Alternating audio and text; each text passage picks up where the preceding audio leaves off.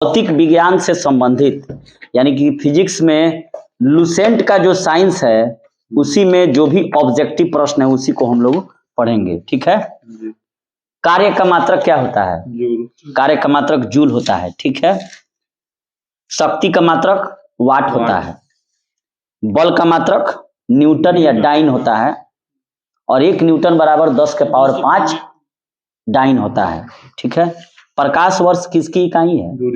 दूरी की। प्रकाश वर्ष दूरी की इकाई है और पार्सेक भी दूरी की ही इकाई है, लेकिन दूरी की सबसे बड़ी अगर इकाई पूछेगा तो पार्सेक हो जाएगा।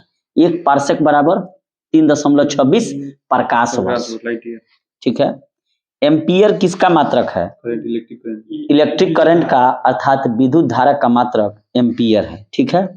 अच्छा, अगर समय का कुछ मात्रक बताइए, जैसे चंद्रवंश, चंद्रमाह, अधिवर्ष, ये सब समय का मात्रक है, लेकिन वही प्रकाश वर्ष दूरी का मात्रक है। ठीक है। अच्छा, पार्सेक की इकाई है किसकी? दूरी की। ठीक है। अच्छा, बड़ी इकाई पार्सेक है। ठीक है। और ध्वनि की प्रबलता की इकाई क्या है? डेसिबल है। बिल्कुल सही है।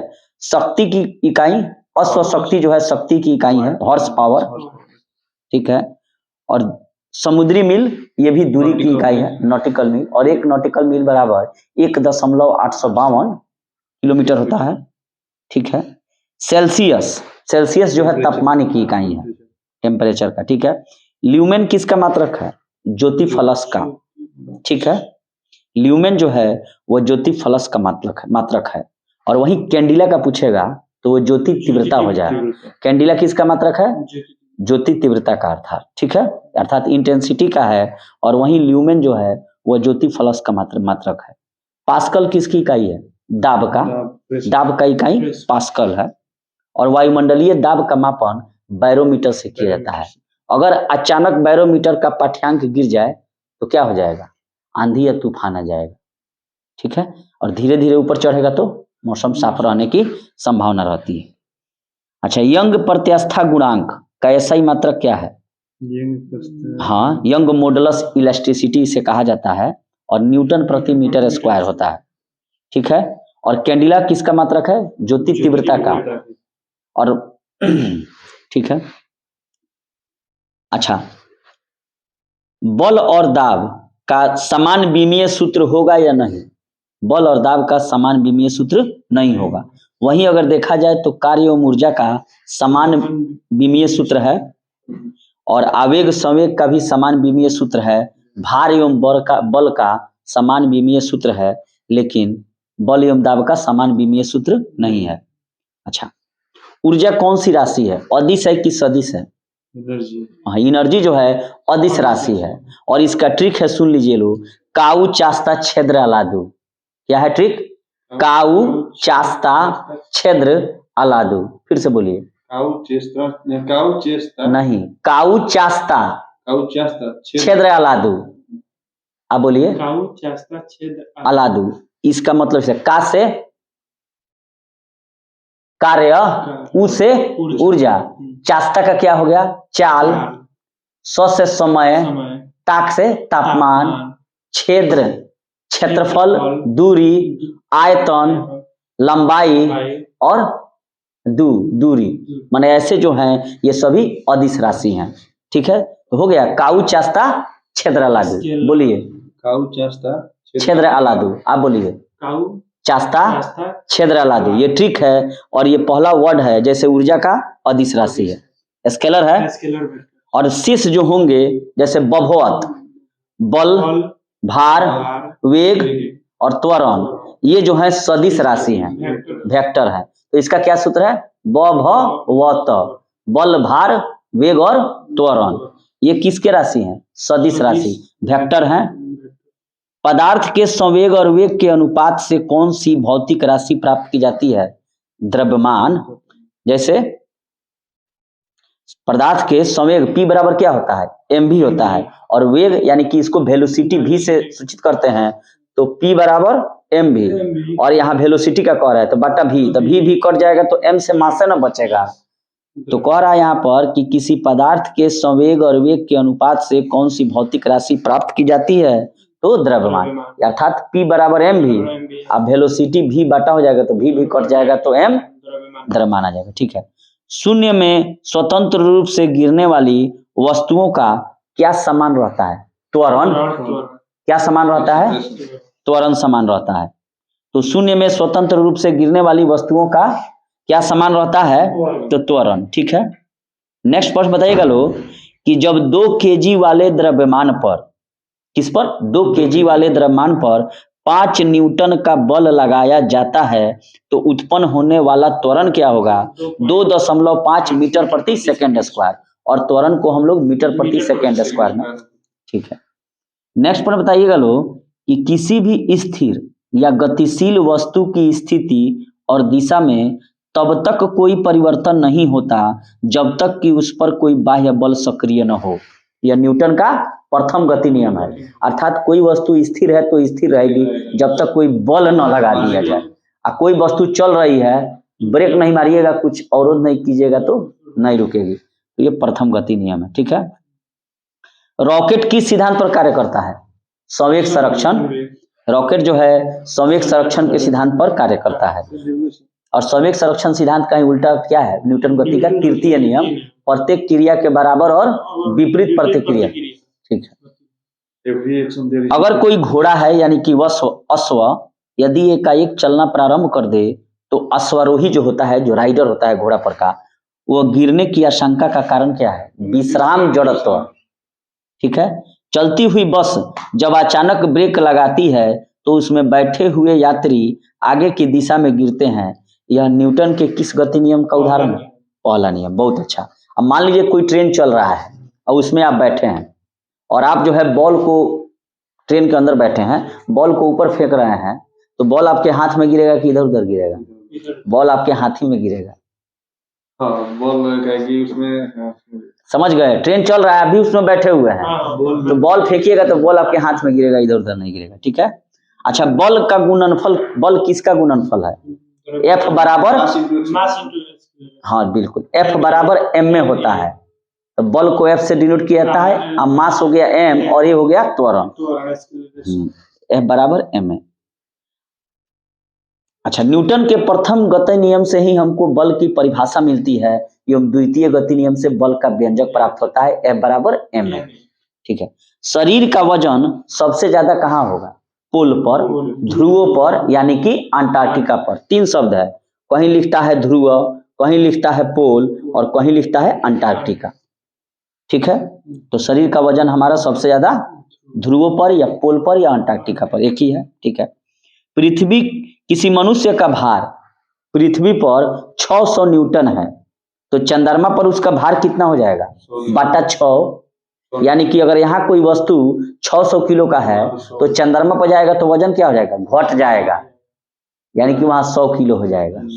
ठीक है, आप जाइएगा 60 किलो का है तो वहां 10 किलो होइएगा। ठीक है, पृथ्वी की सतह पर किसी का भार 29.4 न्यूटन है, तो उसका द्रव्यमान कितना होगा? 3 kg। एक अंतरिक्ष यात्री पृथ्वी की तल की तुलना में चंद्र तल पर अधिक ऊंची छलांग लगा सकता है, ऐसा क्यों? क्योंकि चंद्रमा के तल पर गुरुत्वाकर्षण बल है ही नहीं है, तो वहां छलांग लगाने का दूसरा कोई उपाय नहीं है। चंद्रमा की सतह पर उतरने वाला प्रथम व्यक्ति नील आर्मस्ट्रांग और दूसरा एडविन एल्ड्रिन, और दोनों अपोलो 11 अंतरिक्ष यान से अमेरिका ने 1969 में भेजा था। 1 किलोग्राम राशि का वजन कितना न्यूटन होगा? 9.8 न्यूटन। ठीक है, जड़त्वाघूर्ण व कोणीय त्वरण का गुणनफल क्या होता है? टॉर्क। और इसी के सिद्धांत पर सब मशीन काम करता है। जड़त्वाघूर्ण और कोणीय त्वरण का गुणनफल टॉर्क होता है। जल के आयतन में क्या परिवर्तन होगा? जल के आयतन में क्या परिवर्तन होगा यदि तापमान 9 डिग्री सी से गिराकर 3 डिग्री सी कर दिया जाए? तो आयतन पहले घटेगा, उसके बाद बढ़ेगा। एक बीकर में, बीकर का मतलब समझते हैं लोग? बीकर का मतलब प्रयोगशाला की कोई प्रखनली हो गया, कोई बर्तने हो गया। तो एक बीकर में पानी पर बर्फ तैर रही है, गिलास से मानिए उसको, गिलास में पानी भरा है, उस पर बर्फ तैर रही है, और जब बर्फ पूर्णतः पिघल जाएगी तो बीकर में पानी का तल क्या रहेगा, उतना ही रहेगा, घटेगा बढ़ेगा नहीं।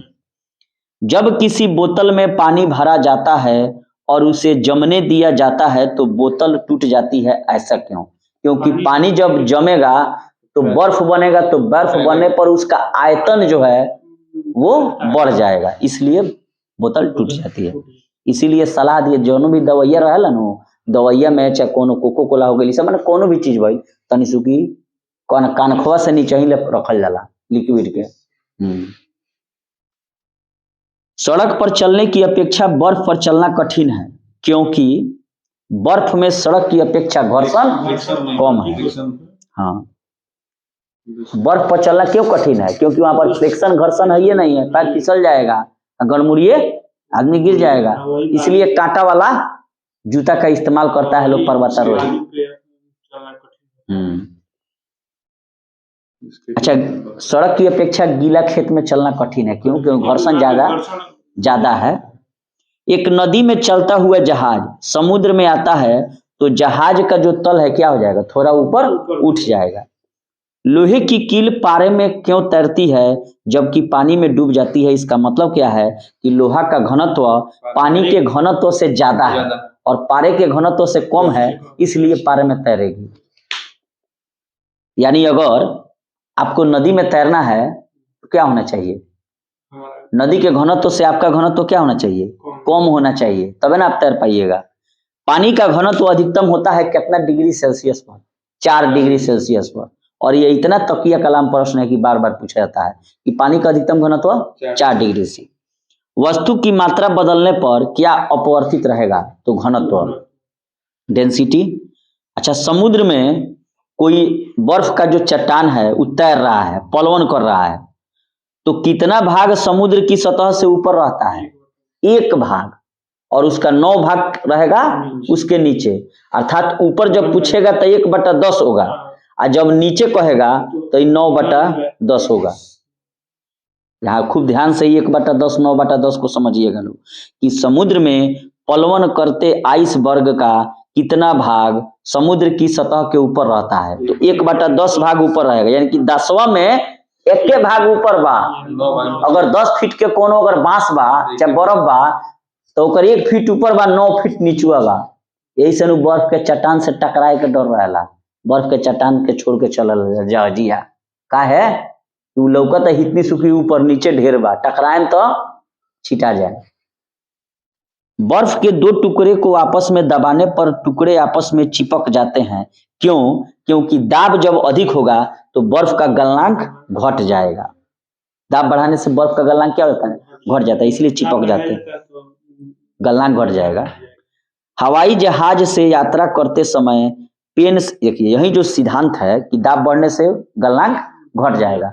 प्रेशर कुकर में खाना जल्दी क्यों पड़ता है? क्योंकि तो बंद है, अब प्रेशर पड़ रहा है तो गलनांक जो साग वो डालिएगा तरकारी वरकारी उसका गलनांक क्या होगा, घट जाएगा, इसलिए प्रेशर कुकर में खाना जल्दी पक जाता है। हवाई जहाज से यात्रा करते समय फाउंटेन पेन से स्याही निकलने लगती है, वायु दाब कमी के कारण। वायु दाब, एयर प्रेशर कमी के कारण नाक से भी खून देने लगे, पहाड़ों पर जो चलता है लोग ऑक्सीजन कम हो जाएगी। ऊंचाई की जगहों पर पानी 100 डिग्री C से नीचे तापमान पर क्यों उबलता है? क्योंकि हाइट पर वायुमंडलीय दाब क्या होगा, कम हो जाएगा, और तो उबलने का जो बिंदु है अर्थात जो गलनांक है वो बिंदु नीचे आ जाएगा। साबुन के बुलबुले के अंदर का जो दाब होता है वह वायुमंडलीय दाब से अधिक होता है, ठीक है। और ये वायुमंडलीय दाब अधिक हो जाने से क्या होगा, मैल के अंदर तक जाएगा और उसके केशिका क्रिया को तोड़ के मैल को बाहर निकालेगा। वायु दाब मापी की रीडिंग में अचानक गिरावट इस बात की ओर संकेत करती है कि तूफान आएगा। प्रेशर कुकर में खाना जल्दी पकता है क्योंकि अधिक दाब पर पानी अधिक तापक्रम पर उबलने लगता है, या दाब बढ़ाएंगे तो गलनांक बिंदु नीचे आ जाएगा।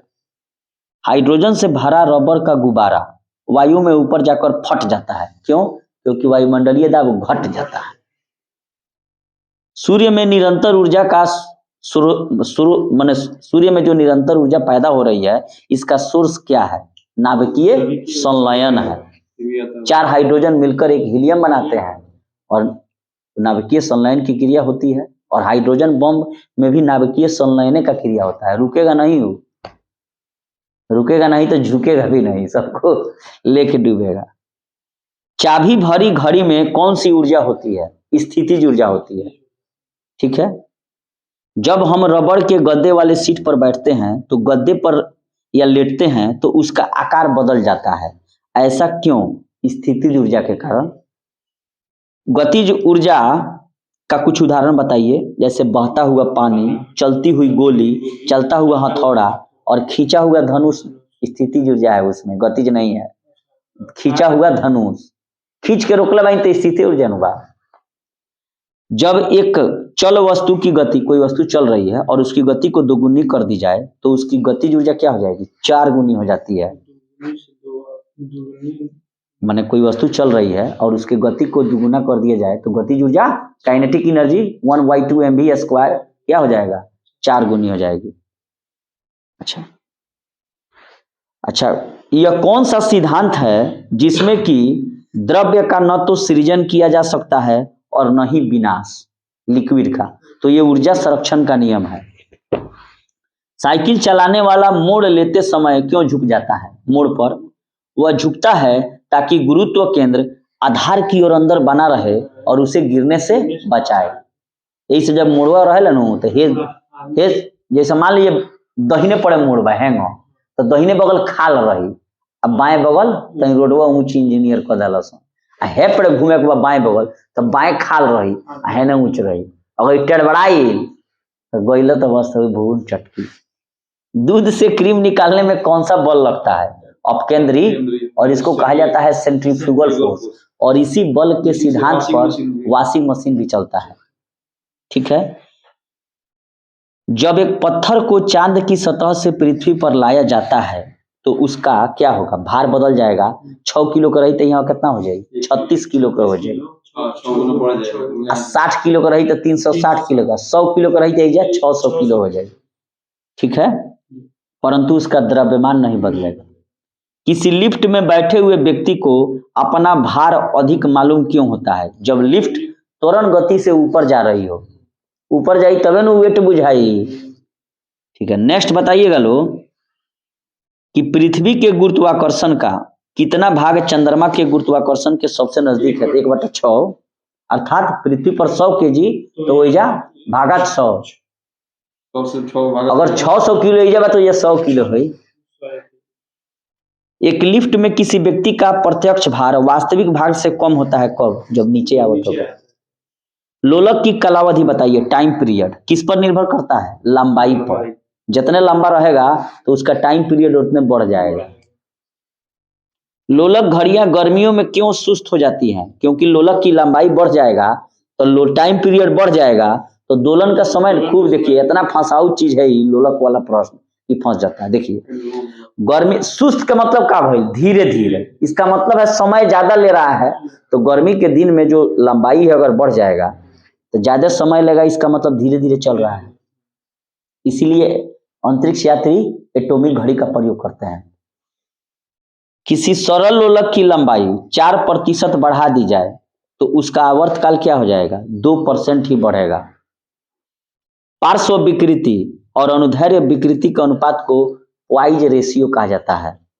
वर्षा की बूंद गोलाकार होती है क्यों? पृष्ठ तनाव के कारण। तेल दीप की बत्ती में तेल अर्थात लालटेन में तेल जो ऊपर चढ़ के जलता है, इसका कारण क्या है? केशिका क्रिया। श्यानता की इकाई वाइज है। उत्प्लावकता से संबंधित कौन वैज्ञानिक है? तैरने का नियम आर्किमिडीज ने दिया था। महान वैज्ञानिक आर्किमिडीज कहां से संबंधित थे? किस देश के? ग्रीस से, यूनान के। ध्वनि तरंगों की प्रकृति कैसे होती है? अनुदैर्ध्य। ध्वनि कैसे चलती है? अनुदैर्ध्य, यानी कि जिसमें श्रृंग और गर्त दोनों हो, और 2 श्रृंगों और 2 गर्तों के बीच की दूरी को क्या कहा जाता है? एगोस्ट्रम कहा जाता है। तरंग दैर्घ्य, और तरंग दैर्घ्य का मात्रक क्या है? एगोस्ट्रम। तो अच्छा, तो ध्वनि तरंगे जो है क्या है? अनुदैर्घ्य है। नगीनिया खनी है। अनुप्रस्थ तरंग का क्या उदाहरण है? प्रकाश तरंगे, जो सीधी रेखा में गमन करेगी। अपने उड़ान पथ में अवरोधक की पहचान के लिए चमगादड़ जो है किस प्रकार के तरंगों का उपयोग करता है? अल्ट्रासोनिक वेव, पराश्रव्य तरंगे। रात में चमगादड़ उड़े लसन, और चमगादड़ जो है स्तनधारी का उदाहरण है, दूध पिलाता है अपने बच्चों को। ठीक है। पराश्रव्य तरंगे वे ध्वनियां हैं जिनकी आवृत्ति 20,000 हर्ट्ज से अधिक होती हैं। ठीक है। ध्वनि तरंगे लंबवत होती हैं, लंबवत। ठीक है। श्रव्य परिसर में ध्वनि तरंगों की आवृत्ति माने जो हम लोग सुन सकते हैं 20 हर्ट्ज से 20,000 हर्ट्ज के बीच। ठीक है। और 20 हर्ट्ज से जो कम होगा वो अश्रव्य तरंगे हैं, इंफ्रासोनिक, उसको हम लोग नहीं सुन सकते हैं, कुत्ता बिल्ली ये सब सुन सकता है। और पराश्रव्य का मतलब हो गया 20,000 हर्ट्ज से ज्यादा, जिसे गाल्टन की सिटी के द्वारा ही उत्पन्न किया जा सकता है। तो हम लोग कितना से कितना रेंज के बीच सुनते हैं? 20 से 20,000 हर्ट्ज तक। ठीक है। वायु में ध्वनि की चाल 332 मीटर प्रति सेकंड होती है। ध्वनि की चाल कितना है? 332 मीटर प्रति सेकंड। और यदि दाब बढ़ाकर दुगुना कर दिया जाए तो ध्वनि की चाल क्या हो जाएगी? दाब का तो कोई ध्वनि पर प्रभाव नहीं पड़ता है, दाब का कोई प्रभाव ध्वनि पर, तापमान और आर्द्रता का पड़ता है। इसलिए जाड़े के दिनों में ट्रेन की आवाज दूर तक सुनाई देती है, क्योंकि टेम्परेचर कम होता है और वातावरण में नमी रहता है। यानी कि प्रेशर का कोई इफेक्ट नहीं है किस पर? साउंड पर। ध्वनि की चाल अधिकतम कहाँ होगी? ठोस में, ठोस के बाद द्रव्य में, और द्रव्य के बाद गैस में। तो ठोस का मतलब हो गया इस्पात, इस्पात में ध्वनि की चाल सबसे ज्यादा होगी। निर्वात में ध्वनि नहीं चल सकता है।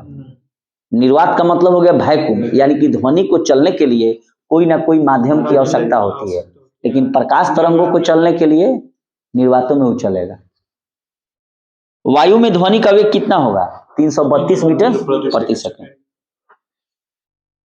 अब प्रकाश की चाल 3 × 10⁸ मीटर प्रति सेकंड। 100 डेसिबल का शोर अगर उत्पन्न करना हो तो कैसे उत्पन्न होगा? कोनो मशीन से, मशीन चली तो 100 डेसिबल होगी। डीजे बजा दो 120 डेसिबल से ऊपर चल जाएगी। डीजे वाले बाबू, हाँ डीजे वाले बाबू गाना सुना दो।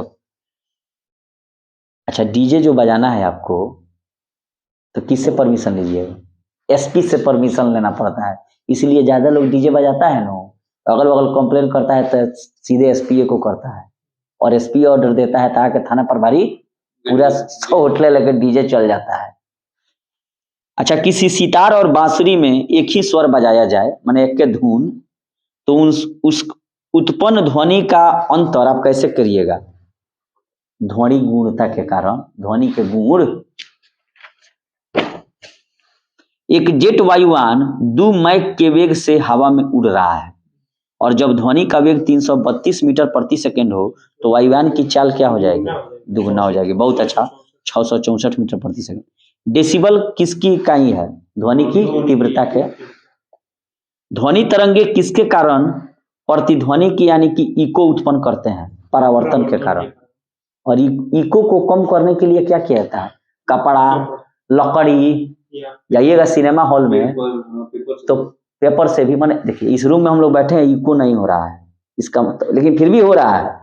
इको नहीं हो रहा है इसका मतलब क्या है? ये सब सूख रहा है, ये सब क्या है? मीडियम है। तो जाइएगा नु बड़ा बड़ा सिनेमा हॉल में तो लकड़ी का जो है पट्टी बना के ठोका रहता है दीवार में, काहे के लिए? एकॉस्टिक ऑफ बिल्डिंग ना हो, यानी कि ध्वनि का पुनरुत्पादन ना हो। हम बोल रहे हैं तो आवाज गूंजे ना। हाँ, तो इसमें भी अब कराना होगा, तब जाके हम लोग का आवाज खूब मस्त आएगा। नेक्स्ट पे बताइएगा लोग कि सोनार का नाम आप लोगों ने सुना होगा, ठीक है? यह साउंड नेविगेशन रैंगिंग इसको कहा जाता है। तो इसका प्रयोग किसके द्वारा किया जाता है? नौ संचालकों द्वारा। नौ संचालक सोनार छोड़ेगा और टकरा के जब परिवर्तित होकर आएगी ध्वनि तो गणना कर लेगा कि दुश्मन कितना दूर है, चाहे कौन चीज कितना दूर है। ठीक है। किसी ध्वनि स्रोत की आवृत्ति में होने वाले उतार चढ़ाव को क्या कहते हैं? Doppler effect. ठीक है। यानी कि अगर ट्रेन दूर है तो आवाज कम सुनाई देगी, और नजदीक है तो क्या सुनाई देगी? तेज सुनाई देगी। यही डॉपलर इफेक्ट है। पास आती हुई रेलगाड़ी की सीटी की आवृत्ति या तीक्ष्णता बढ़ती जाती है, मतलब लगे जितने ही बढ़ते जाएगी। इसका कारण क्या है? Doppler effect. केल्विन मान में मानव शरीर का सामान्य तापमान कितना है? 310 केल्विन, 98.6 डिग्री फ़ारेनहाइट या 37 डिग्री सेल्सियस। कितना तापमान होने पर पाठ्यांक जो है सेल्सियस और फ़ारेनहाइट तापमापियों में एक समान रहता है? माइनस में 40 डिग्री सी, -40 डिग्री सेल्सियस जो है वो फ़ारेनहाइट दोनों में एक बराबर होता है। ये बहुत ही इंपॉर्टेंट प्रश्न है, बार बार पूछा जाता है कि -40 डिग्री सी जो है ये सेल्सियस और फ़ारेनहाइट में दोनों बराबर होंगे। न्यूनतम संभव ताप कितना है? -273 डिग्री सी। अच्छा, मानव शरीर का सामान्य तापक्रम कितना फ़ारेनहाइट होगा? 98.6 डिग्री फ़ारेनहाइट या 37 डिग्री सेल्सियस में आइए, केल्विन में 310। ठीक है। एक स्वस्थ मनुष्य के शरीर का सामान्य तापक्रम सेल्सियस में कितना होगा? 37 डिग्री से। ठंड के दिनों में लोहा का कुर्सी जो है लकड़ी के कुर्सी की अपेक्षा छुएं तो लोहा का जो कुर्सी है वो ज्यादा ठंडा लगता है। क्यों? क्योंकि लोहा ऊष्मा का अच्छा चालक है। जैसे छुइएगा आपके शरीर का सारा टेम्परेचर चूस लेगा, और चूस लेगा तो ठंडा लगेगा। लकड़ी नहीं चूसेगा, कम चूसेगा। इसलिए ठंडे के दिनों में लोहा छुएगा तो बड़ा बुझाई करंटे मार। अच्छा, सबसे ज्यादा ऊष्मा का सुचालक कौन है? चांदी। आणविक संचालन के द्वारा ऊष्मा का संचरण क्या कहलाता है? संवहन यानी कि कन्वेक्शन, और संवहन विधि से ही आणविक संचालन के द्वारा ही वो वातावरण जो है हमारा गर्म होता है। ये भी बार बार प्रश्न पूछा जाता है कि वातावरण किसके कारण गर्म होता है, तो वह क्रिया जो है संवहन यानी कि कन्वेक्शन है। और इसमें क्या होता है? अणुओं के द्वारा ऊर्जा का स्थानांतरण होता है। जिससे हमारे पास ऊर्जा आया, हम टकरा गए आपसे, आप में आ गया, तो ऊर्जा की न तो उत्पत्ति होती है न ही विनाश होता है। ऊर्जा संरक्षण का प्रथम नियम। ठीक। द्रव्यों में कौन सा ऊष्मा का बहुत अच्छा चालक है? जैसे पारा, पानी, ईथर, बेंजीन। पारा है द्रव्य में ऊष्मा का बहुत अच्छा चालक, पारा है। ये बहुत बार प्रश्न ये पूछा गया है। समान मोटाई के कपड़े की 2 परतें और उसके दोगुना मोटाई के कपड़े की 1 परत से अधिक ऊष्मा आवरण कौन प्रदान करेगी? 2 परत वाला। 2 परतों के बीच संपुटित वायु फंस जाएगा, जिसके कारण अब 2 मान ली रहुआ शर्ट पहन लेता नहीं, एगो मोटा शर्ट पहनी, तो फायदा कौन है भाई? डबल वाला में। यही से लोग कहला कितनों कपड़ा पहने एगो साल ओढ़ लो, जड़िया कम लगी। ग्रीष्म काल में हमें सफेद वस्त्र धारण करने की सलाह दी जाती है। ऐसा क्यों? क्योंकि सफेद वस्त्र जो है वो 7 रंगों को, सफेद रंग 7 रंगों से मिलकर बना है, तो क्या करेगा वो? सबको रिफ्लेक्ट कर देगा। देखिए, कोई भी वस्तु अगर काली दिख रही है तो इसका मतलब है कि सभी रंगों को अवशोषित कर ले रही है। कोई भी वस्तु अगर उजला दिख रही है तो सभी रंगों को परावर्तित कर दे रही है। और ये जो है अगर ब्लू दिख रही है, नीला, इसका मतलब है कि सभी रंगों को अवशोषित करके सिर्फ नीला को फेंक रही है। तो धूप जो पड़ेगा तो सूर्य का जो प्रकाश है वे सफेद है, 7 रंगों का मिश्रण है, तो इस 7 रंग को लेगा उजला भाग और फिर लौटा देगा, तो गर्मी ललस कहाँ? गर्मी ना लगी। अर्थात सफेद वस्त्र टेम्परेचर का कम अवशोषण करते हैं। नेक्स्ट बताइएगा लोग कि न्यून तापमानों अर्थात क्रायोजेनिक का अनुप्रयोग होता है कहाँ? अंतरिक्ष यात्रा में, चुंबकीय प्रोत्थापन में और दुर्मिति में। क्रायोजेनिक इंजन का बात सुनिए। क्रायोजेनिक इंजन जो होता है ना, वो बहुत ही -डिग्री कम टेम्परेचर में वो इंजन काम कर लेता है। क्योंकि जितना ऊपर जाइएगा क्या होगा? वायुमंडलीय दाब कम होता जाएगा, तो वहाँ कम टेम्परेचर है। तो इंडिया को चाहिए था सैटेलाइट भेजने के लिए क्रायोजेनिक इंजन।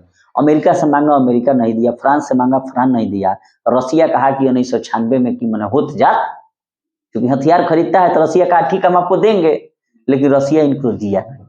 वादा करते करते 96 से 99 हो गया, नहीं दिया अमेरिका के दबाव में। और भारत बड़ा परेशान हुआ, चूंकि इसको ज्यादा वेटेड भेजना था। मेहनत करते करते करते करते क्रायोजेनिक इंजन है जो वो कौन वैज्ञानिक के नाम पर फिल्म बनाया है साउथ में, अरे वो बना है ना अभी सैटेलाइटे पर, कौन वैज्ञानिक, कौन थम्बू दुरई कथी दो नाम है, तो बनाया फिल्म, माटिए तेल से क्रायोजेनिक इंजन का बना दिया सब। क्रायोजेनिक इंजन है, ऐसा क्रायोजेनिक इंजन बनाया जो मिट्टी के तेल से चलेगा।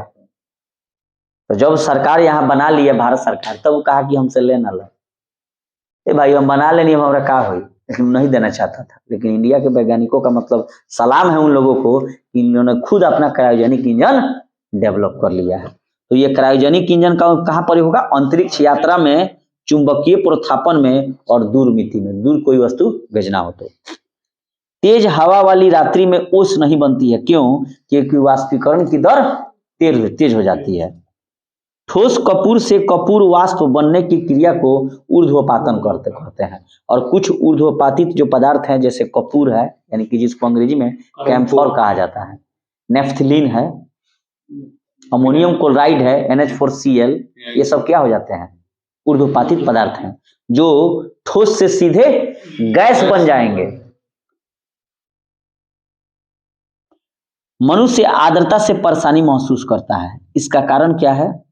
कि पसीना जो है आर्द्रता के कारण वाष्पित नहीं होगा। क्या हो जाएगा? वाष्पित नहीं होगा। ये जो सटलर हो जाए, यही सब साला पसीना चपचपा गए। किसी द्रव्य का उसके क्वथनांक से पूर्व उसके वाष्प में बदलने की प्रक्रिया को ही वाष्पीकरण इवेपोरेशन कहते हैं। जैसे Kapoor, naphthalene, ammonium chloride, NH4Cl। मोमबत्ती नहीं, मोमबत्ती नहीं होगा। मोमबत्ती रासायनिक परिवर्तन का उदाहरण, दूसरा चीज है। जरेला तो नीचवल ना टिपकेला, मोमा ना टिपकेला ओकर। पहाड़ों पर पानी निम्नलिखित तापमान पर उबलने लगता है, 100 डिग्री सी से कम पर, क्योंकि वायुमंडलीय दाब घट जाता है। भाप से हाथ अधिक जलता है, भाप से हाथ अधिक जलता है अपेक्षाकृत उबलते जल से, क्योंकि भाप में गुप्त गुंडा होता है, गुप्त उष्मा होता है। इसको लेटेंट हीट कहा जाता है। क्या कहा जाता है? हीट। हीट माने उष्मा, लेटेंट माने गुप्त, गुप्त गुंडा हुआ। यही से गुप्त गुंडा क्या करला? हाथ के जरा दी। भाफुआ से जैसे मान लो कुछ बनाओ, मान लो मीटे बनाओ तरह मुर्गा के आ झकन चढ़ावले बड़ा, और कब हटेबे न तो भाफुआ से छनाट दे जरेला। उष्मागतिकी का प्रथम नियम, अर्थात उष्मागतिकी को अंग्रेजी में कहा जाता है थर्मोडायनामिक्स। क्या कहा जाता है? थर्मोडायनामिक्स का जो फर्स्ट लॉ है, किस अवधारणा की पुष्टि करता है? तो ऊर्जा संरक्षण का। ठीक है। और उसके अलावा द्रव्य का न तो सृजन किया जा सकता है न ही विनाश, ये भी ऊर्जा संरक्षण का नियम है। सब ऊर्जा संरक्षण का नियम है। प्रकाश तरंग किस प्रकार की तरंग है? अनुप्रस्थ है। ठीक है। और ध्वनि तरंगे अनुदैर्घ्य तरंगों का उदाहरण है। प्रकाश विकिरण की प्रकृति होती है तरंग एवं कण दोनों प्रकार का। माध्यम के तापमान में अगर वृद्धि किया जाए तो प्रकाश की गति पर क्या प्रभाव पड़ेगा? बढ़ जाएगा। टेम्परेचर बढ़ी तो प्रकाश की गति बढ़ जाएगी। अब पूछी क्या है? आर्द्रता के टेम्परेचर खत्म करत जाई, रास्ता क्लियर करत जाई तो ना गति बढ़ जाएगा। अरे जाड़ के दिन में धूपवे लेट से आवत नीचे, बदलवे रोक लेता, और जब टेम्परेचर ज्यादा रही तो क्या हुई? आसमान साफ रही। प्रकाश की गति बताइए कितना मीटर प्रति सेकंड होता है? 3 × 10⁸ मीटर प्रति सेकंड। सूर्य ग्रहण कब होता है? जब सूर्य एवं पृथ्वी के बीच चंद्रमा आ जाएगा। और चंद्र ग्रहण कब होगा? चंद्र ग्रहण तब होगा जब सूर्य चंद्रमा के बीच पृथ्वी आएगा। सूर्य ग्रहण में कौन बीच में जाएगा? चंद्रमा। और चंद्र ग्रहण में पृथ्वी बीच में जाएगा। चंद्र ग्रहण कब घटित होता है? पूर्णिमा के दिन। और सूर्य ग्रहण अमावस्या के दिन। उचित रीति से काटे हीरे की असाधारण चमक का कारण क्या है? क्योंकि उसमें उच्च अपवर्तन सूचकांक होता है, इसलिए हीरा अधिक चमकता है। जब एक कॉम्पैक्ट डिस्क, सीडी का फुल फॉर्म क्या होता है? नहीं सीडी सुने लो, गांव में सीडी चला था, तो सीडी का फुल फॉर्म है कॉम्पैक्ट डिस्क। सूर्य के प्रकाश में देखी जाती है तो इंद्रधनुष के समान 7 रंगों में चमकेला। इसका कारण क्या है? परावर्तन एवं अपवर्तन की परिघटना के आधार पर। किस गुण धर्म के कारण पानी से भरे बर्तन में डुबाई गई छड़ी जो है मुड़ी हुई प्रतीत होती है? पानी में पड़ी मछली अपने तल से ऊपर उठा दिखाई देती है अपवर्तन के कारण। पानी के गिलास पानी से भरे गिलास में अगर सिक्का डाले हैं तो वह अपने तल से ऊपर उठाई देती है अपवर्तन के कारण। रात्रि में तारे टिमटिमाते हैं अपवर्तन के कारण। ठीक है, ये सारा चीज अपवर्तन के कारण। छड़ी मुड़ा हुआ प्रतीत होगा पानी में अपवर्तन के कारण। ठीक है, एक समतल दर्पण पर, ठीक है, समतल दर्पण पर आपतित किरण 60 डिग्री का कोण बनाती है तो परावर्तन कोण का मान भी 60 डिग्री होगा।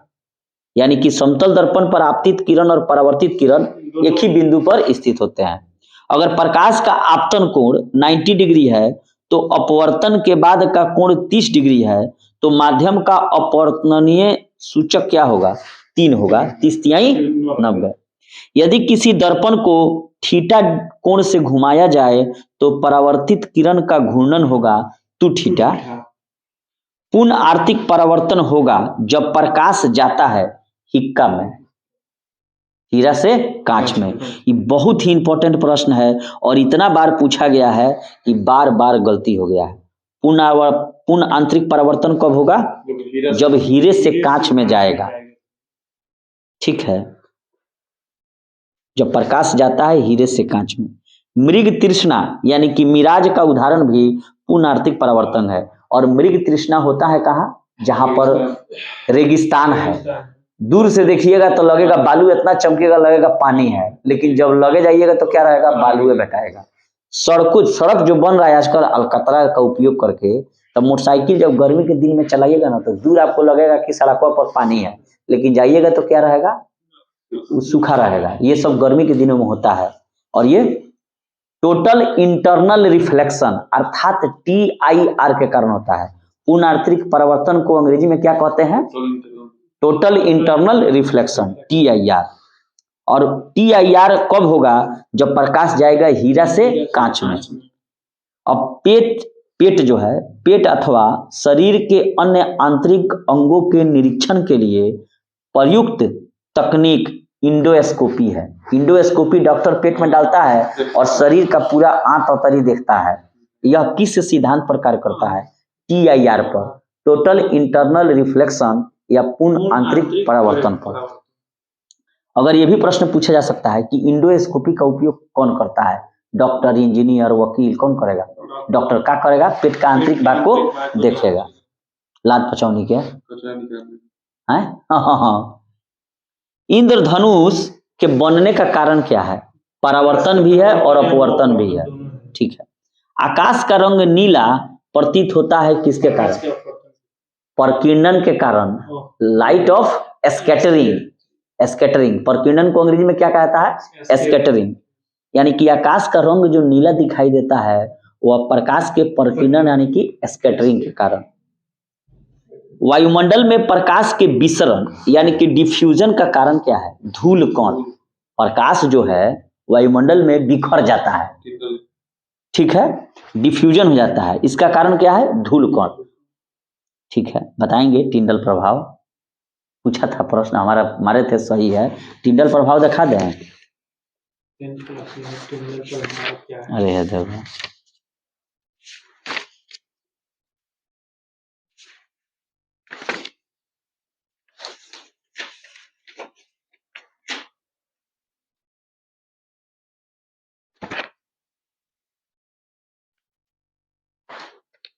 देखिए टिंडल प्रभाव क्या है। जब किसी कोलाइड विलयन में तीव्र प्रकाश गुजारते हैं, किस विलयन में? कोलाइड विलयन में। और कोलाइड विलयन जो होता है वह 10 के पावर -7 से 10 के पावर -5 होता है।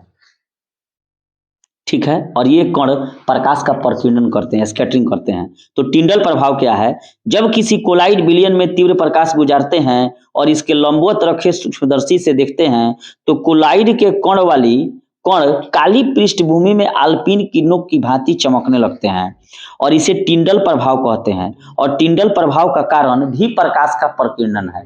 तो टिंडल प्रभाव का कारण क्या है? स्कैटरिंग ऑफ लाइट, या लाइट ऑफ स्कैटरिंग कहिए।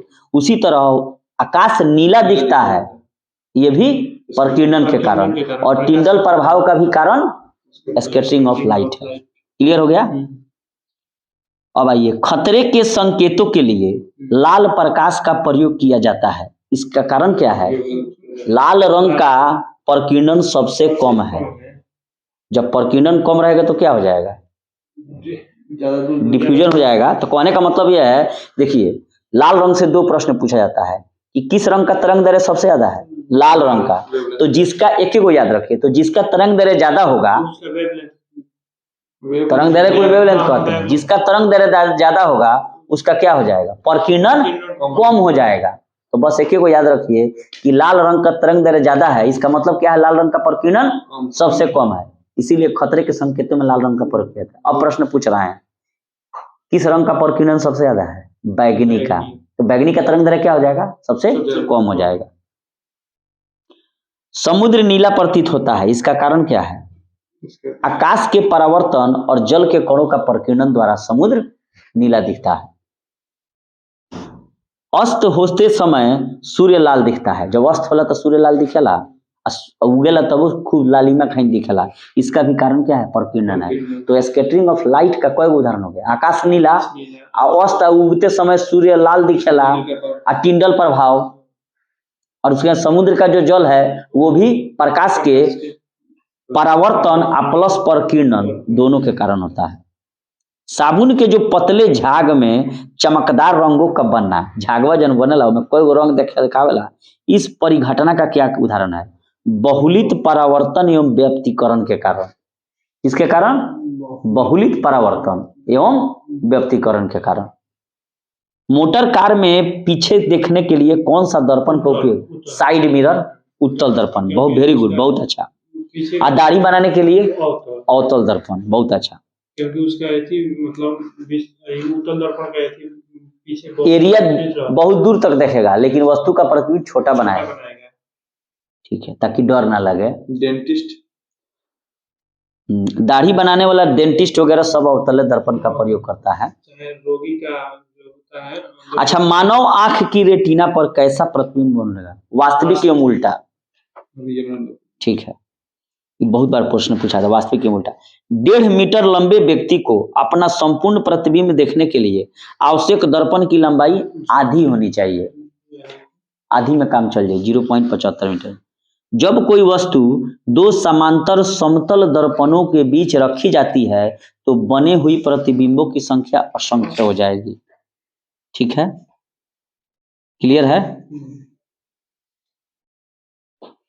और दाढ़ी बनाने के लिए आंख का नाक के डॉक्टर किसका उपयोग करता है? अवतल दर्पण का। और गाड़ी के पश्चदीप में उत्तल का, और जो हेडलाइट में परवलयी दर्पण का, परवलय दर्पण का। अच्छा, पानी में हवा का बुलबुला वैसे ही काम करेगा जैसे काम करता है अवतल लेंस। धूप के चश्मे की क्षमता कितना डायोप्टर होती है? 0। बिल्कुल सही है। यदि किसी ऐनक के लेंस का पावर +2 डायोप्टर हो तो इसकी फोकस दूरी कितनी हो जाएगी? काहे 50 होगा? क्योंकि स्पष्ट दृष्टि की न्यूनतम दूरी 25 सेंटीमीटर होती है, इसलिए 25 × 2 डायोप्टर बराबर 50। ठीक है। किसी अपारदर्शी वस्तु का रंग उस रंग के कारण होता है जिसे वह परावर्तित नहीं करता। अपारदर्शी यानी कि जिसके आर पार देखने से। कोई वस्तु लाल दिख रही है, इसका मतलब क्या है? लाल रंग का परावर्तन कर रही है, लाल रंग अपने से बाहर फेंक रही है, तभी वो लाल दिख रही है। नहीं दिख रही है, इसका मतलब है कि सब रंग को घोंट लेता है और लालका के बाहर फेंक देता, तबे लाल दिखता है। लाल कांच को अधिक ताप पर गर्म करने पर वह दिखाई देगा हरा। प्रकाश का रंग निश्चित किया जाता है किसके द्वारा? तरंग दैर्घ्य के द्वारा, यानी कि वेवलेंथ। और किस रंग का तरंग दैर्घ्य सबसे ज्यादा है? लाल का। और किस रंग का प्रकीर्णन सबसे कम है? लाल के। एक ही को याद रखें तो फंसेगा। लाल का तरंग दैर्घ्य ज्यादा और लाल का प्रकीर्णन सबसे ज्यादा होगा, उसका प्रकीर्णन सबसे कम। वेरी गुड, बहुत अच्छा। अच्छा, 3 मूल रंगों के नाम बताइए। नीला, हरा और लाल। नीला।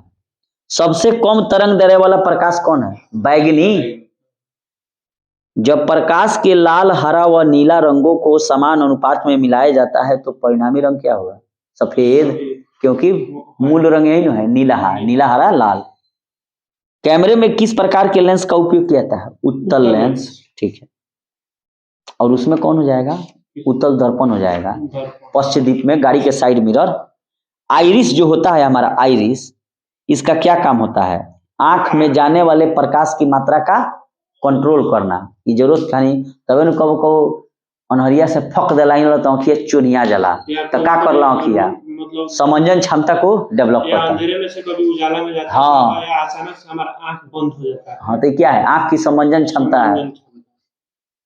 तो कैमरे में किस प्रकार के लेंस का प्रयोग किया जाएगा, उत्तल लेंस। आइरिस का क्या काम है, आंख में जाने वाले प्रकाश की मात्रा का नियंत्रण करना। निकट दृष्टि दोष से पीड़ित व्यक्ति के चश्मे में कौन से लेंस का प्रयोग किया जाएगा, इसका सूत्र है नियरा। क्या है, नियरा मतलब अवतल लेंस। और वहीं अगर पूछा जाए, ऐसे भी भैया हो सकता है तीन गो तो चार। नहीं, उस तरह नहीं पढ़ा जाता है, गड़बड़ा जाएगा। बहुत इस पर रिसर्च हुआ है। देखिए, निकट दृष्टि जो दोष होता है, नियर पॉइंट, कहने का मतलब है ये तो दोष में हम लोग पढ़ रहे हैं। देखिए, इसको कहा जाता है अंग्रेजी में मायोपिया। क्या कहा जाता है, निकट दृष्टि दोष को कहा जाता है मायोपिया। और इसमें क्या होता है कि निकट की तो दिखाई देगी, नाम है निकट, लेकिन निकट देखिएगा दूर नहीं देख पाइएगा, नाम इसका उल्टा है। और इसको अंग्रेजी में क्या कहा जाता है, मायोपिया। इस रोग से ग्रसित व्यक्ति नजदीक की वस्तु तो देख लेता है परंतु दूर की नहीं देखता, और नाम रख दिया है निकट। इसको अंग्रेजी में मायोपिया कहते हैं। इसमें क्या होता है, फोग, इसका ट्रिक सुन लीजिए क्या होता है। फोग गोब छबरे आगे, क्या होगा, खूब ध्यान से सुनिए लोग, ट्रिक सुन लीजिए, जीवन में फिर नहीं भूलिएगा। निकट दृष्टि दोष को कहा जाता है मायोपिया। निकट का देखेगा, दूर का नहीं देखेगा। और इसका सूत्र है फोग, फोग, उसके बाद है गोब, छब, अरे आगे। क्या ट्रिक है, फोग गोब छब रे आगे, बोलिए, फोग, फोग, फोग, फोग गोब छब रे आगे। फिर से बोलिए, फोग गोब छब रे आगे। आप बोलिए, छब रे आगे। ये जो है निकट दृष्टि दोष मायोपिया का ट्रिक है। इसमें फोकस दूरी फो घ बा, तो घ से क्या हुई, घट जाएगी। तो पूछेगा कि निकट दृष्टि दोष में फोकस दूरी क्या हो जाती है, घट जाती है। उसके बाद क्या है, गोब। गोब का मतलब है, गोब का मतलब है कि इसकी गोलाई क्या हो जाएगी, गो और ब से बढ़ जाएगी, तो लेंस की जो गोलाई है वो क्या हो जाएगी, बढ़ जाएगी। फोकस दूरी घट जाएगी। और छब का मतलब है कि क्षमता क्या हो जाएगी, बढ़ जाएगी। और रे आगे का मतलब है कि प्रतिबिंब जो है वो रेटिना के आगे बनेगा।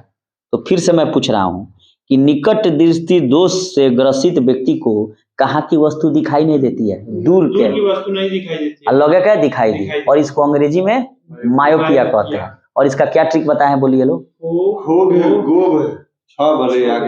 फोकस दूरी घट जाती है। गोब का मतलब गोलाई बढ़ जाएगी, छब का मतलब क्षमता बढ़ जाएगी, और प्रतिबिंब रेटिना के। तो फोग गोब छब रे आगे, ये बार बार पूछता है, बड़ा फंसता है। इसमें होता है कि निकट दृष्टि दोष के निवारण के लिए उपयुक्त फोकस दूरी का अवतल लेंस। अब दूसरा प्रश्न पूछ रहा है कि दूर दृष्टि दोष को अंग्रेजी में हाइपरमेट्रोपिया कहते हैं। इसमें दूर की दिखाई देगी, लगे के नहीं दिखाई देगी। तो जो ट्रिकवा बताए हैं, फोग गोब छब रे आगे, उसका उल्टा कर दीजिए। अगर निकट दृष्टि दोष में फोकस दूरी घटी है तो इसमें क्या हो जाएगी, बढ़ जाएगी। उसमें गोलाई बढ़ा है तो दूर घट जाएगी, और उसमें क्षमता बढ़ा है तो इसमें क्षमता घट जाएगी। निकट दृष्टि दोष में रेटिना के आगे बना है तो इसमें पीछे बढ़ जाएगा। तो ठीक क्या था, छब रे आगे। अब देखिए इसमें उत्तल लेंस प्रयोग होगा। जरा दृष्टि दोष यानी कि प्रेस बायोपिया, ये वृद्धावस्था के कारण आंख की जो समंजन क्षमता है वो घट जाती है या समाप्त हो जाती है, जिसके कारण न दूर लौकी न नजदीक रहे, तो ये आवे के पड़ी, मतलब निशाना पर कहाँ छिहुल जाई।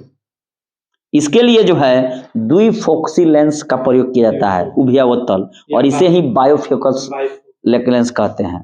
तो देखिए इसका क्या सूत्र है, इसको कहा जाता है प्रेस जरा बाई द्विफोकस, प्रेस बायोपिया या जरा दृष्टि दोष, और इसमें बायोफोकल या उभयवत्तल या द्विफोक्सी लेंस। ठीक है। एक होता है एस्टिग्माटिज्म, दृष्टि वैषम्य या अबिंदुकता, और इसमें नेत्र क्षैतिज दिशा में तो ठीक देखता है लेकिन ऊर्ध्व दिशा में नहीं देख सकता है, और इसके निवारण के लिए सिलेंडर लेंस का प्रयोग किया जाता है। टोनोमीटर का प्रयोग किसी व्यक्ति की आंखों के अंदर दबाव को मापने के लिए किया जाता है और ग्लूकोमा रोग के इलाज के दौरान। तो टोनोमीटर का प्रयोग आंख के अंदर प्रेशर के मापल जाला और ग्लूकोमा रोग के अंतर्गत। तो क्लियर हम लोगों ने कर लिया कि अब आप बताइएगा कि मायोपिया जो रोग है, अंग्रेजी नाम है उसका, हिंदी नाम क्या है? निकट दृष्टि दोष। इसमें निकट की तो देखिएगा, दूर का नहीं देखिएगा। इसमें फोग गोब छब्र आगे, फोकस दूरी घट जाएगी, गोलाई बढ़ जाएगी, क्षमता बढ़ जाएगी और प्रतिबिंब रेटिना के आगे बढ़ेगी। ठीक इसका उल्टा दूर दृष्टि दोष या हाइपरोमेट्रोपिया में होगा, और निकट में अवतल लेंस का और दूर में उत्तल लेंस का। उसके बाद आता है जरा दृष्टि दोष, जो वृद्धावस्था के कारण आंखों की समंजन क्षमता घट जाती है, ना व्यक्ति दूर का देखेगा ना निकट देखेगा। और जरा दृष्टि दोष को प्रेस बायोपिया कहते हैं, और इसमें द्विफोक्सी उभयावतल या बायोफोकल लेंस का प्रयोग करेंगे, जिसमें 2 लेंस रहेगी। और एक होता है अबिंदुकता या एस्टिग्माटिज्म। इसमें क्या होता है? आंख की समंजन क्षमता खत्म हो जाएगी और उसके कारण क्या हो जाएगा? सिलेंडर लेंस का प्रयोग किया जाएगा। और टोनोमीटर का प्रयोग कहाँ किया जाता है? आंखों के अंदर का प्रेशर ग्लूकोमा रोग के इलाज के दौरान। अब लोग हम आते हैं प्रश्न पर। काफी चर्चा हो गया, ये बार बार फंसता है और पूछा जाता है। तो हाइपरमेट्रोपिया का मतलब क्या है? दूरदृष्टि दोष। मायोपिया मतलब हाइपरमेट्रोपिया, हाइपर है तो दूर हो जाएगी, अब मायोपिया निकट हो जाएगा। तो यहां से हम लोग पढ़ रहे थे कि आइरिस का क्या काम है? तो आंख में जाने वाले प्रकाश की मात्रा को कंट्रोल करना। निकट दृष्टि दोष से पीड़ित व्यक्ति के चश्मे में अवतल लेंस, दूर दृष्टि दोष के लिए उत्तल लेंस। दूरबीन का आविष्कार किसने किया? गैलीलियो ने। आंख की रेटिना की परंपरागत, आंख की जो हमारी रेटिना है, ठीक है, इसी के जैसा कैमरा में क्या होता है? फिल्म होता है। बहुत पूछता है। देखिए, उत्तर प्रदेश लोक सेवा आयोग 2011 में पूछा है, किसी आवेशित चालक का संपूर्ण आवेश कहाँ निर्भर होगा? उसके बाहरी पृष्ठ पर।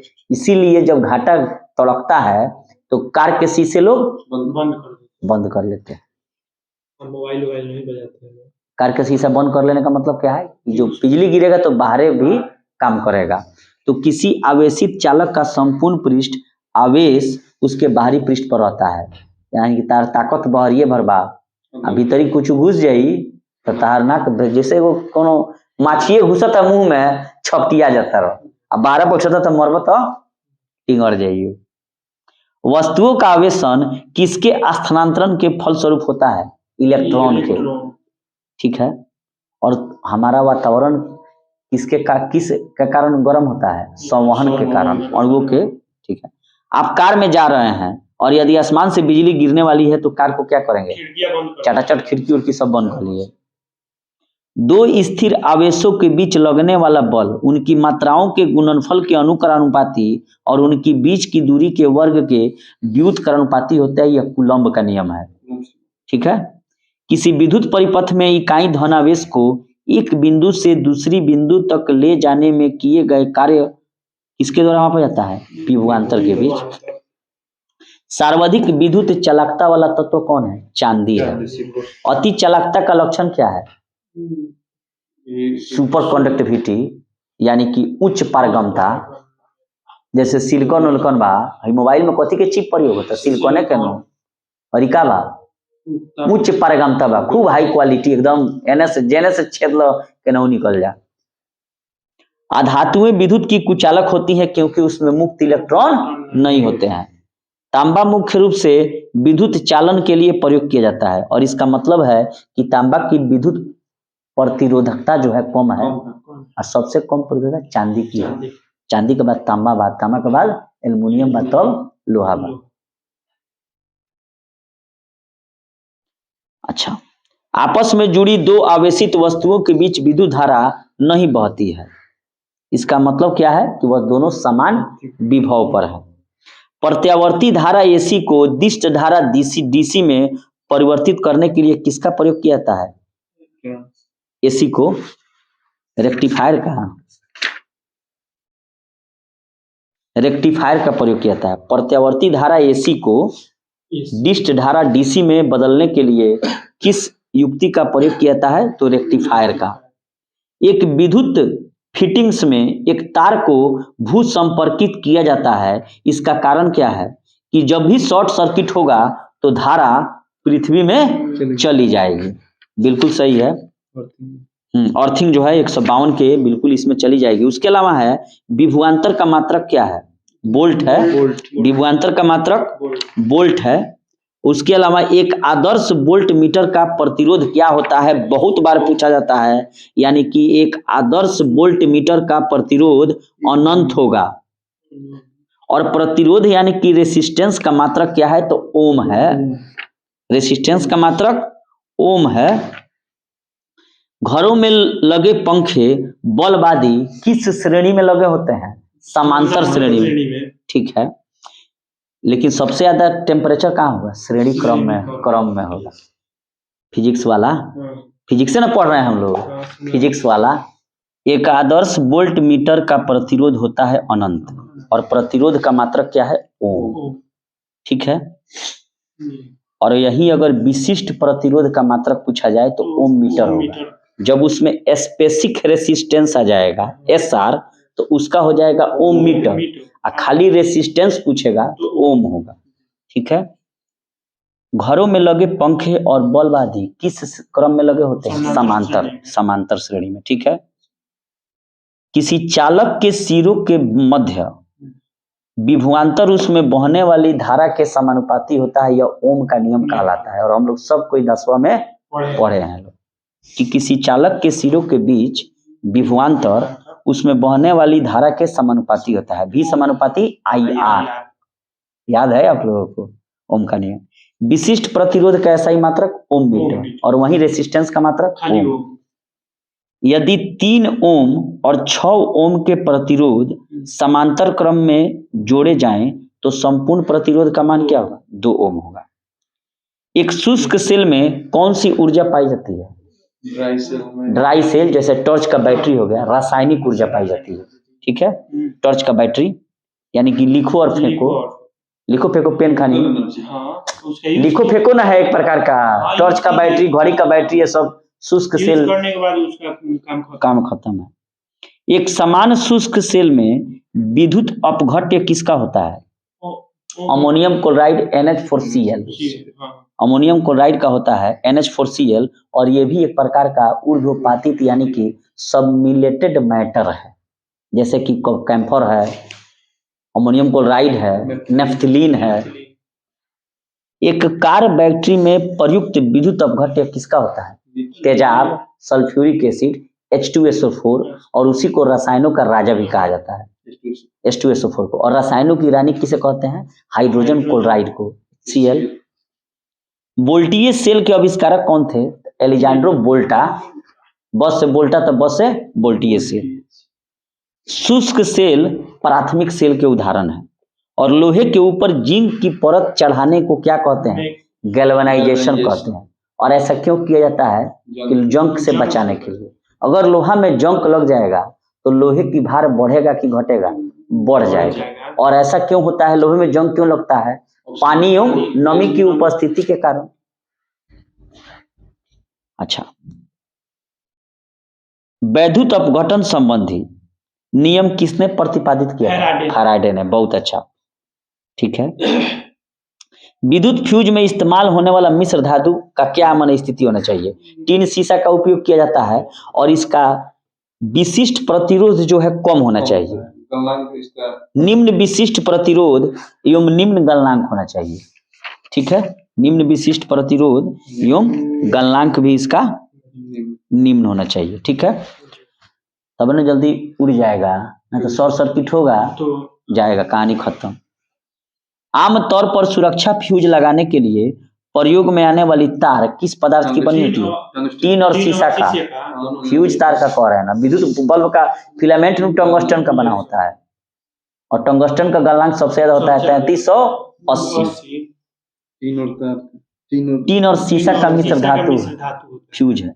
बिजली के बल्ब का फिलामेंट किस तत्व से बना? टंगस्टन। अच्छा, विद्युत जो हीटर होता है उसका एलिमेंट किसका बना होता है? नाइक्रोम का। यदि 100 वाट वाला 10 बल्ब प्रतिदिन 1 घंटा जले तो प्रतिदिन विद्युत ऊर्जा के उपयोग का मान क्या होगा? कैसे? 100 गुने 10 गुने दिन बटा 1000 कट जाई, एक यूनिट आ जाई। तड़िक चालक का आविष्कार किसने किया था? लाओका, बेंजामिन फ्रैंकलिन ने। बेंजामिन फ्रैंकलिन ने। इसलिए तांबा लगाया जाता है बड़े बड़े भवनों पर, न तो गिरी लाउका तक ले जाएगी, उसमें बड़ी वोल्ट होला। और यूरोपीय देश जो है उसी से सोच रहे हैं कि जो एनर्जी को एब्जॉर्ब करना, एकत्रित करके बिजली का सप्लाई दिया। 60 लाख कितना रुपये, 60,000 वोल्ट होता है वो। जहाँ हमारी तहाँ धनका दी। गौवा में पुरनका बिहार में का कहानी प्रचलित बा, धर दे पितरिया लोटा खेत में, कदू बिजली मारी तो कितना नीचे जाई तो सोना बन जाई तो यू जाई। अरे चुतिया सरे, तो साला मारी एक बेर तो उड़ा दी। और इसी से बिहार में बिजली के कारण बहुत ज्यादा लोगों की मौत होती है। तो बिहार सरकार ने एक एप्लीकेशन विकसित किया है मोबाइल में ऐप, उसका नाम है इंद्रब्रज ऐप। जो 40 किलोमीटर के अंतर्गत ना जी, 20 किलोमीटर के अंतर्गत 40 मिनट पहले आपको सूचना देगा कि बिजली गिरने वाला है। तो इससे किसको किसको फायदा होगा? किसानों को भी होगा, आम आदमी को होगा। क्योंकि किसान जो है अपने घर द्वार से दूर खेत में रहता है और वहां छुपने के लिए कोई भी कंक्रीट का छत नहीं है। कभी भी पेड़ के नीचे नहीं छुपना चाहिए। अगर बिजली तड़क रहा है ना तो मुंह के भर ऐसे खेते में लेट जाना चाहिए। इना की हरियर हरियर, हाँ हैंकॉक है, इना की हरियर गाछ के लगे चल जाइए, मारी एक बेर धाए दे उड़ जाइबा। हाँ। अच्छा, विद्युत अनुचुंबकीय यानी कि मैग्नेटिक कौन है? क्रोमियम है। और डाईमैग्नेटिक बिस्मथ है। ये इतना बार पूछा गया है प्रश्न बीपीएससी में, जब किसी परीक्षा में बार बार ये पूछा जाता है कि निम्न में से कौन जो है वह पैरामैग्नेटिक है और निम्न में से कौन जो है वह डाईमैग्नेटिक है। ठीक है, तो इसको जरा सा हम लोग इसमें क्लियर कर लें, कैसा ठीक रहेगा कि नहीं? देखिए, चुंबकीय पदार्थ यानी कि मैग्नेटिक सबस्टेंस, प्रति चुंबकीय पदार्थ को ही डाईमैग्नेटिक कहा जाता है। किसको? प्रति चुंबकीय। यानी कि इसका मतलब है कि यह चुंबक की तरफ आकर्षित नहीं होगा। तो इसमें हो जाएगा तांबा, चांदी, सोना, हीरा, नमक, जल। और अनुचुंबकीय का मतलब होता है पैरामैग्नेटिक, ये भी नहीं माने कम चुंबकित होगा। जैसे कि प्लेक्रोसोएआ, क्या उदाहरण है? प्लेक्रोसोएआ, प्लेटिनम, क्रोमियम, सोडियम, एल्युमिनियम और ऑक्सीजन। प्लेक्रोसोएआ। तो यहाँ पर हम लोग को मिल गया, जैसे कह रहा है पैरामैग्नेटिक अनुचुंबकीय में प्लेक्रो, प्लेटिनम इसमें नहीं है, क्रोमियम है, मिल गया। सोडियम रहता तो भी होता, एल्युमिनियम और ऑक्सीजन, प्लेक्रोसोएआ। और यहाँ पर डाईमैग्नेटिक पूछ रहा है तो क्या हो जाएगा? बिस्मथ, क्योंकि इसमें लोहा, निकिल और कोबाल्ट जो है ये क्या है? ये फेरोमैग्नेटिक है, यानी कि लौह चुंबकीय है, लोहा में सट जाएंगे। विद्युत धारा का चुंबकीय प्रभाव सर्वप्रथम किस वैज्ञानिक द्वारा अवलोकित यानी कि देखा गया था? ऑस्टेड के द्वारा। और विद्युत धारा का चुंबकीय प्रभाव ऑस्टेड द्वारा अवलोकित किया गया था, माने देखा गया था। लेकिन खोजा गया जब कहेगा ना तो फैराडे हो जाएगा। विद्युत चुंबकीय प्रेरण का नियम किसने दिया? फैराडे ने दिया। और इस पर क्या बनाया गया है? जनरेटर। विद्युत मोटर किस सिद्धांत पर कार्य करती है? तो फैराडे के नियम पर। क्या कह रहा है यहाँ पर? इलेक्ट्रिक मोटर कह रहा है। खूब ध्यान से सुनिएगा लोग, नहीं तो हमेशा फंसेगा। रुक जाइए, क्लियर है, इसको कर दे, नहीं तो हमेशा फंसता रहेगा। और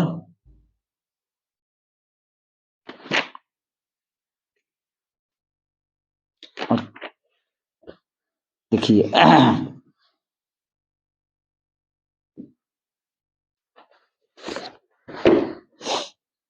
सुन लीजिए लो, देखिए बताते हैं आपको। ये क्वेश्चन जो है गलती लिखा है। यहाँ पर होना चाहिए कि विद्युत मोटर जो है, इलेक्ट्रिक मोटर, वह किस सिद्धांत के अनुसार कार्य नहीं करती है। तो ये फैराडे के जो नियम है उसके अनुसार कार्य नहीं करती है। उसके विपरीत कार्य करती है।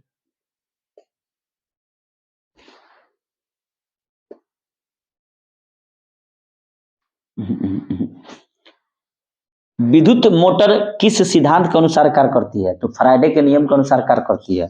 लेकिन यहाँ पर जो है, यहाँ एक प्रश्न पूछेगा कि विद्युत मोटर का मतलब क्या है, कि जो विद्युत ऊर्जा को कार्य ऊर्जा में बदल देगा। तो ये जो है विद्युत चुंबकीय प्रेरण के सिद्धांत पर कार्य नहीं करती है, यानी कि इलेक्ट्रोमैग्नेटिक इंडक्शन के आधार पर काम नहीं करती है, लेकिन फैराडे के नियम के अनुसार काम करती है। अगर ये प्रश्न पूछा जाए कि विद्युत चुंबकीय प्रेरण के सिद्धांत पर कौन काम करता है, तो ट्रांसफार्मर, डायनेमो, जनरेटर, ये सब। लेकिन इलेक्ट्रिक मोटर काम नहीं करती है विद्युत चुंबकीय प्रेरण पर, यही चीज फंसेगा। इसीलिए हमको याद आया है कि भाई क्या हो गया। ट्रांसफार्मर क्या है, जो प्रत्यावर्ती धारा की वोल्टता को घटाता या बढ़ाता है। कम होगा तो बढ़ा देगा और ज्यादा होगा तो घटा देगा। लेंज का नियम किसका उदाहरण, किसके लिए आवश्यक है, तो ऊर्जा संरक्षण के लिए, जो अपने जनन गति का विरोध करती है, उसी को लेंज का नियम कहते हैं। परमाणु के नाभिक में क्या क्या होंगे, प्रोटॉन और न्यूट्रॉन होंगे, और बाहरी कक्षा में इलेक्ट्रॉन चक्कर करता है, और जितना प्रोटॉन होगा उतना ही इलेक्ट्रॉन होगा। तो क्या हो जाएगा, परमाणु संख्या अगर पूछा जाए, एटॉमिक नंबर ए, तो प्रोटॉनों की संख्या या इलेक्ट्रॉनों की संख्या। अगर द्रव्यमान संख्या पूछा जाए जेड, तो प्रोटॉन प्लस न्यूट्रॉन। ठीक है। न्यूट्रॉन की खोज किसने की थी, चैडविक ने। और परमाणु के धनात्मक कण की खोज किसने की थी, रदरफोर्ड ने। और प्रोटॉन की खोज किसने की थी, तो गोल्डस्टीन ने। धनात्मक कण का मतलब क्या है, प्रोटॉन। तो अगर धनात्मक कण कहेगा तो क्या मारिएगा, रदरफोर्ड। हाँ, अब प्रोटॉन का खोज कहेगा तो गोल्डस्टीन ने। इलेक्ट्रॉन की खोज जे थॉमसन ने। अच्छा, परमाणु का क्रमांक जो होता है वो नाभिक में उपस्थित किन कणों के आधार पर होता है, प्रोटॉन के आधार पर। किसी तत्व के परमाणु में, खूब ध्यान से सुनिएगा लोग, किसी तत्व के परमाणु में 2 प्रोटॉन है, 2 न्यूट्रॉन है, 2 इलेक्ट्रॉन है, तो उस तत्व का द्रव्यमान संख्या कितना हो जाएगा, कैसे हो जाएगा, प्रोटॉन जोड़ न्यूट्रॉन। नाभिक का आकार 10 के पावर -15 मीटर होता है। नाभिक का आकार क्या होगा, अब परमाणु की त्रिज्या कितनी होगी, 10 के पावर -10 मीटर। जब एटॉमिक का त्रिज्या कहेगा तो 10 के पावर -10 मीटर होगा, लेकिन वही नाभिक यानी कि न्यूक्लियस का कहेगा तो 10 के पावर -15 मीटर। पॉजिट्रॉन की खोज किसने की थी, पॉजिट्रॉन की खोज एंडरसन ने की थी।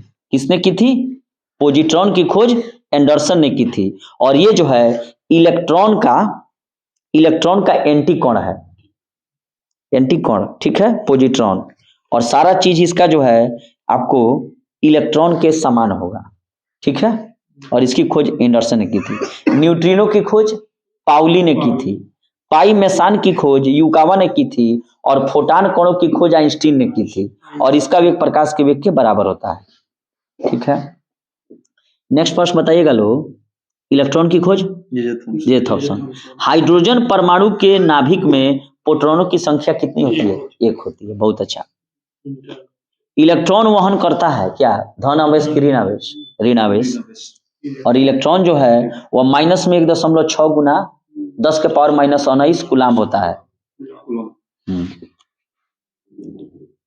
ऐसे परमाणु जिनके परमाणु क्रमांक समान होते हैं परंतु परमाणु द्रव्यमान भिन्न होते हैं, क्या कहलाते हैं, समस्थानिक कहलाते हैं। बार बार ये प्रश्न पूछा जाता है, समस्थानिक, ठीक है। और ये क्या होता है, जिसका द्रव्यमान संख्या समान होगा और परमाणु संख्या जो है वह असमान होगा, तो उसको क्या कहेंगे, समभारिक कहेंगे। क्या कहेंगे, समभारिक कहते हैं। कहने का मतलब ये है बाबू हमारे, कि ऐसा कोई तत्व जिसका परमाणु क्रमांक समान हो तो वो क्या कहलाएगा, समस्थानिक, ठीक है, समझ गए। और जिसका परमाणु द्रव्यमान भिन्न हो वो क्या कहलाएगा, समभारिक। क्लियर है। देखिए एटॉमिक मास सबसे अधिक समस्थानिकों वाला तत्व पोलोनियम है, ठीक है। अब देखिए समस्थानिक, समस्थानिक का मतलब ये होता है कि जिसमें नीचे बराबर होता है। एगो ट्रिक बता देते हैं लोग, बाकी दुनिया का कोनो चीज पढ़ने की जरूरत नहीं है। समस्थानिक का मतलब कहता है अंग्रेजी में आइसोटोप्स, अर्थात समान परमाणु क्रमांक वाले परंतु भिन्न परमाणु द्रव्यमान वाले। तो हमको द्रव्यमान का चर्चा नहीं करना है, एक को याद रखना है जिसका परमाणु क्रमांक समान है वह समस्थानिक यानी कि आइसोटोप है। और जैसे कोई भी मान लीजिए तत्व है उसका नीचे वाला पार्ट हमेशा बराबर रहेगा। जैसे हाइड्रोजन का 1H1 1H2 नीचे बराबर है एक एक, तो नीचे जो बराबर होगा यानी कि सेम होगा वो क्या है, समस्थानिक है। और जिसका ऊपर बराबर होगा वो क्या है, समभारिक है। जैसे यहाँ पर आर्गन 1840, क्रिप्टन 1940, कैल्शियम 2040, ऊपर 40-40 आ रहा है, तो जिसका ऊपर बराबर होगा क्या होगा, आइसोबार्स है। और जिसका नीचे बराबर होगा 1-1-1 4-4-4 समस्थानिक होगा। सम न्यूट्रॉनिक में क्या होता है कि नीचे ऊपर जो है एक बढ़ता रहेगा चाहे घटता रहेगा, क्या रहेगा, जैसे 1 2 3 ऊपर 4 2 1 4 3 2 1 रही, ठीक है। और सम इलेक्ट्रॉनिक में क्या होता है कि उसमें सब प्लस है, प्लस है, plus double plus triple plus 4 गो प्लस। अभी यहां पर आइए, तो ऐसे परमाणु जिनके परमाणु क्रमांक समान हो परंतु परमाणु द्रव्यमान भिन्न हो क्या कहलाएंगे, समस्थानिक, आइसोटोप्स। और समस्थानिक के गुण किसमें पाए जाते हैं, तत्वों में, कोई ना कोई तो तत्व ही होगा। एक भारी नाभिक के दो हल्के नाभिकों में टूटने की प्रक्रिया को क्या कहते हैं, विखंडन कहते हैं। और जुड़ने को संलयन कहते हैं। दो हल्के नाभिक मिलकर भारी नाभिक का निर्माण करते हैं, जुड़ के, तो कौन सा क्रिया होगा, नाभिकीय संलयन की क्रिया हो जाएगी। और संलयन को जो है अंग्रेजी में क्या कहा जाता है, संलयन को अंग्रेजी में हम लोग क्या कहते हैं, संलयन को कहते हैं फ्यूजन, नहीं फ्यूजन, फ्यूजन क्या कहा जाता है, संलयन को फ्यूजन कहते हैं। और फ्यूजन किसको कहते हैं, नाभिकीय विखंडन को। और सबसे पहले नाभिकीय विखंडन किसने किया था, स्ट्रासमैन एवं हान के द्वारा, जो अमेरिकी वैज्ञानिक थे। और इन्होंने यूरेनियम 235 पर न्यूट्रॉनों की बमबारी की और पाया कि यूरेनियम के नाभिक दो खंडों में विभाजित हो गए। तो नाभिकीय फ्यूजन, FU वाला, फ्यूजन होगा और फ्यूजन होगा विखंडन, बीच, ये बहुत अच्छा, फ्यूजन होगा विखंडन का, हमेशा फ्यूजन और फ्यूजन में फंसता है। अच्छा, परमाणु बम का सिद्धांत किस पर आधारित है, फ्यूजन पर है कि फ्यूजन पर है, फ्यूजन पर है, विखंडन पर। रेडियो सक्रिय पदार्थ उत्सर्जित करते हैं किस प्रकार के कण, अल्फा बीटा और गामा, ठीक है। अच्छा, कोबाल्ट 60 आमतौर पर किसकी चिकित्सा के लिए प्रयोग किया जाता है, इसमें हाँ गामा विकिरणों की, कैंसर वंसर के इलाज में कोबाल्ट 60 का प्रयोग कैंसर वगैरह के इलाज में जो है, और इसमें गामा किरणों का प्रयोग किया जाता है। देखिए, अगर चट्टान की आयु ज्ञात करना हो तो यूरेनियम 235, रक्त के थक्के का पता लगाना हो शरीर में तो सोडियम 24 Na24, रक्त कैंसर को कंट्रोल करना हो तो कोबाल्ट 60, ट्यूमर का पता लगाना हो मस्तिष्क में तो आर्सेनिक 74, थायराइड ग्लैंड ग्रंथि के उपचार करना हो तो आयोडीन 131, ल्यूकेमिया भी एक प्रकार का रक्त कैंसर है और इसके लिए फास्फोरस 32 का प्रयोग किया जाता है, ठीक है। और अरक्तता रोग का अगर पता लगाना हो कि आपको एनीमिया हो गया है, खून की कमी हो गई है, तो इसके लिए Fe59 लोहा 59 का प्रयोग किया जाता है। तो यहाँ पर कोबाल्ट 60 में आमतौर पर किस प्रकार के विकिरणों का उपयोग किया जाएगा, गामा किरण का। नाभिकीय रिएक्टर में किसे मंदक के रूप में अर्थात मॉडरेटर के रूप में प्रयोग किया जाएगा, ग्रेफाइट को। कभी कभी जो है ग्रेफाइट एवं DTO दोनों का प्रयोग किया जाता है। कैडमियम एवं बोरान के छड़ों का प्रयोग क्यों किया जाता है, न्यूट्रॉन को अवशोषित करने के लिए, ताकि न्यूट्रॉन का जो वेग है उसको कम कर दिया जाए। तो मंदक के रूप में भारी जल एवं ग्रेफाइट, और न्यूट्रॉनों को अवशोषित करने के लिए कैडमियम एवं बोरान के छड़ का उपयोग।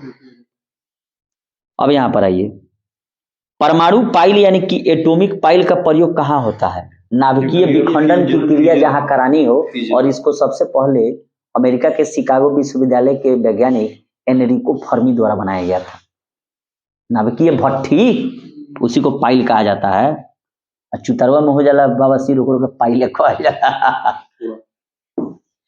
क्यूरी किसकी इकाई का नाम है? रेडियो धर्मिता का।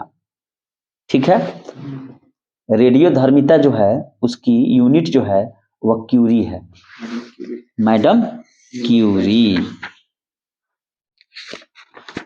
पति पत्नी इन्हें मिलकर देखिए जब भी ये प्रश्न पूछेगा कि रेडियो सक्रियता की खोज किसने की थी, तो सबसे पहले नाम आएगा हेनरी बेकुरे, पी क्यूरी और मैडम क्यूरी, तीनों लोगों ने किया था।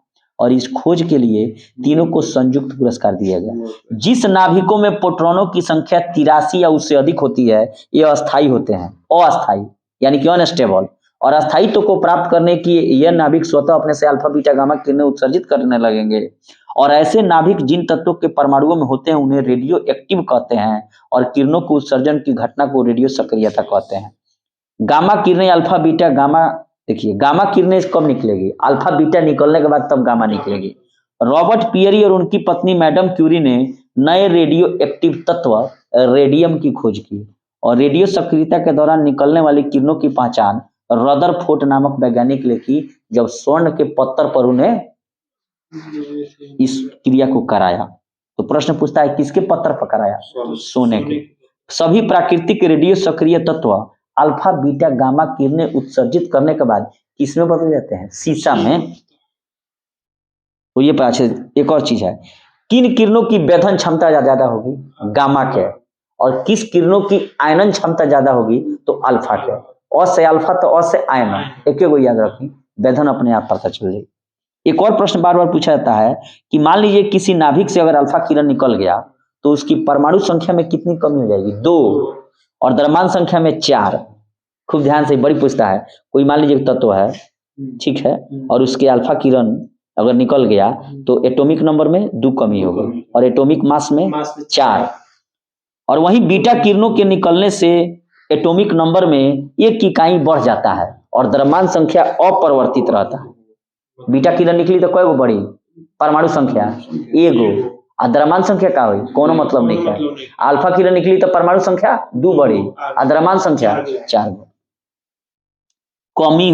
कमी हो जाई दोनों में। अल्फा किरण जब निकले तो दोनों कम हो जाला, परमाणु संख्या 2 और द्रव्यमान संख्या 4 गो कम हुई। अब बीटा किरण निकली तो परमाणु संख्या का हुई? बढ़ जाई 1 गो।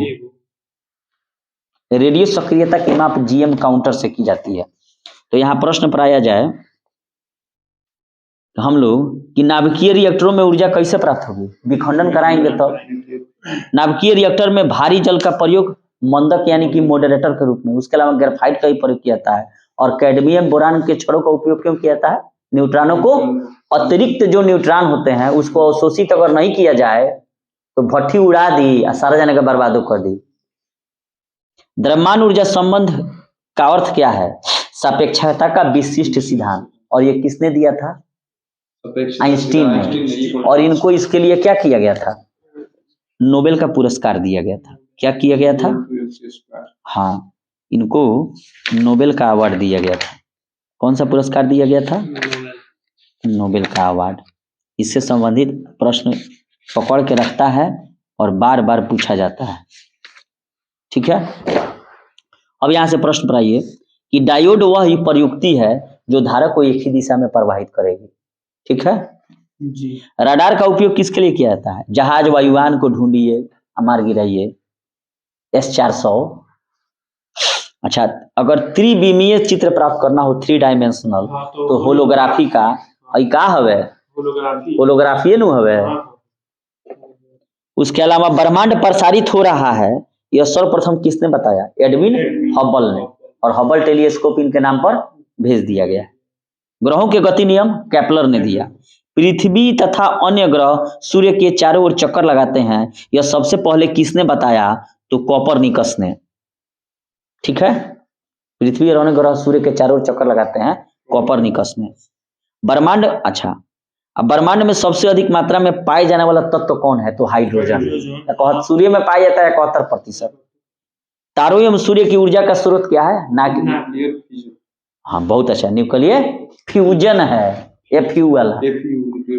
हाँ, तारों एवं आकाशगंगा का व्यास मापने के लिए प्रयुक्त यंत्र का क्या नाम है? इंटरफेरोमीटर। तारों में आकाशगंगा का जो डायमीटर नापना हो तो इंटरफेरोमीटर का उपयोग करेंगे। 2 ग्रह जिनके पास कोई उपग्रह नहीं है तो बुध एवं शुक्र है। शुक्र, मरकरी और वीनस, मरकरी एवं वेनस। वीनस। किस ग्रह को लाल ग्रह कहा जाता है? मार्स को, मंगल को। निम्न में से किस ग्रह के चंद्रमाओं की संख्या सबसे अधिक है? बृहस्पति। बृहस्पति का। ठीक है, 79-80 गो हो गई बा, रोज खोजाते बा। सबसे बड़ा ग्रह। किस ग्रह को भोर का तारा, मॉर्निंग स्टार एवं सांझ का तारा भी कहा जाता है? शुक्र को। और सौरमंडल का सबसे अधिक तप्त ग्रह कौन है? शुक्र है। पृथ्वी की भगिनी किसे कहा जाता है? शुक्र को। तो भोर का तारा, सांझ का तारा, तप्त ग्रह, उसके अलावा पृथ्वी की भगिनी शुक्र ग्रह है। सूर्य के चारों ओर चक्कर लगाता है 88 दिन में, बुध है और सबसे नजदीक है बुध ग्रह। किस ग्रह का घनत्व पानी से कम है और पानी पर डालिएगा तो तैरने लगेगा? तो शनि, सैटर्न। सैटर्न। सूर्य की सतह का तापमान कितना है? 6000 डिग्री सी कहिए या 5800 डिग्री सी कहिए। सूर्य के सबसे निकट तारा प्रोक्सिमा सेंचुरी है। नेपच्यून की खोज जोहान्स गेले ने की थी। सूर्य के निकटतम स्थिर ग्रह का क्या नाम है? बुध है, जो 88 दिन में घुमरिया ली। सौरमंडल का सबसे छोटा ग्रह भी बुध है। सौरमंडल का सबसे बड़ा ग्रह बृहस्पति है और इसी के उपग्रहों की संख्या ज्यादा है। ज्ञानीमेड किसका उपग्रह है जो पीले रंग का दिखाई देता है? बृहस्पति का है। और टाइटन किसका उपग्रह है? शनि का। अच्छा, कौन सा एक तारा पृथ्वी के सबसे समीप है? सूरज। पृथ्वी के सबसे समीप तारा सूरज और पृथ्वी के निकट खगोलीय पिंड चंद्रमा। और सूर्य के निकट तारा तो प्रोक्सिमा सेंचुरी। ठीक है। सौर परिवार में क्षुद्र ग्रह की पट्टी है जो किन ग्रहों के कक्षाओं के बीच है? मंगल एवं बृहस्पति ग्रह की कक्षाओं के बीच एक क्षुद्र ग्रह की पट्टी है और क्षुद्र ग्रहों को ही क्या कहता है? कोमेट, छुक। हाइली का धूमकेतु कितने वर्षों बाद दिखाई देगा? 76 में, और 76 वर्षों बाद दिखाई देता है।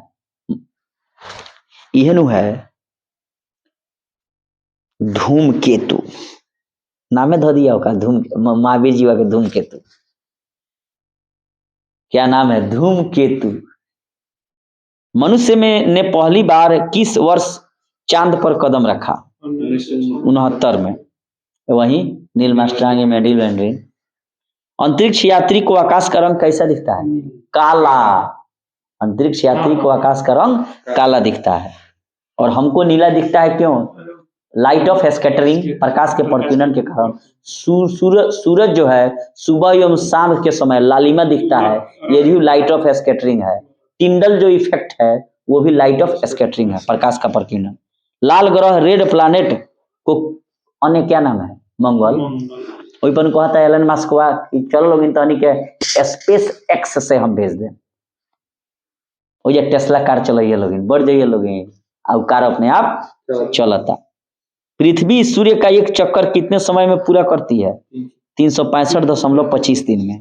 पेरिस स्थित अंतर्राष्ट्रीय खगोलीय संघ IAU के माइनर प्लेनेट सेंटर ने प्लूटो को नया नाम क्या दिया है? 1343-40। अब प्लूटो को भी फिर ग्रह में शामिल किया जाएगा। मीथेन जिसके वायुमंडल में उपस्थित है, बृहस्पति ग्रह के वायुमंडल में CH4 मीथेन है और ये गोबर गैस में भी यही है और बहुत ही ये प्रकार का ग्लोबल वार्मिंग का भी कारण है।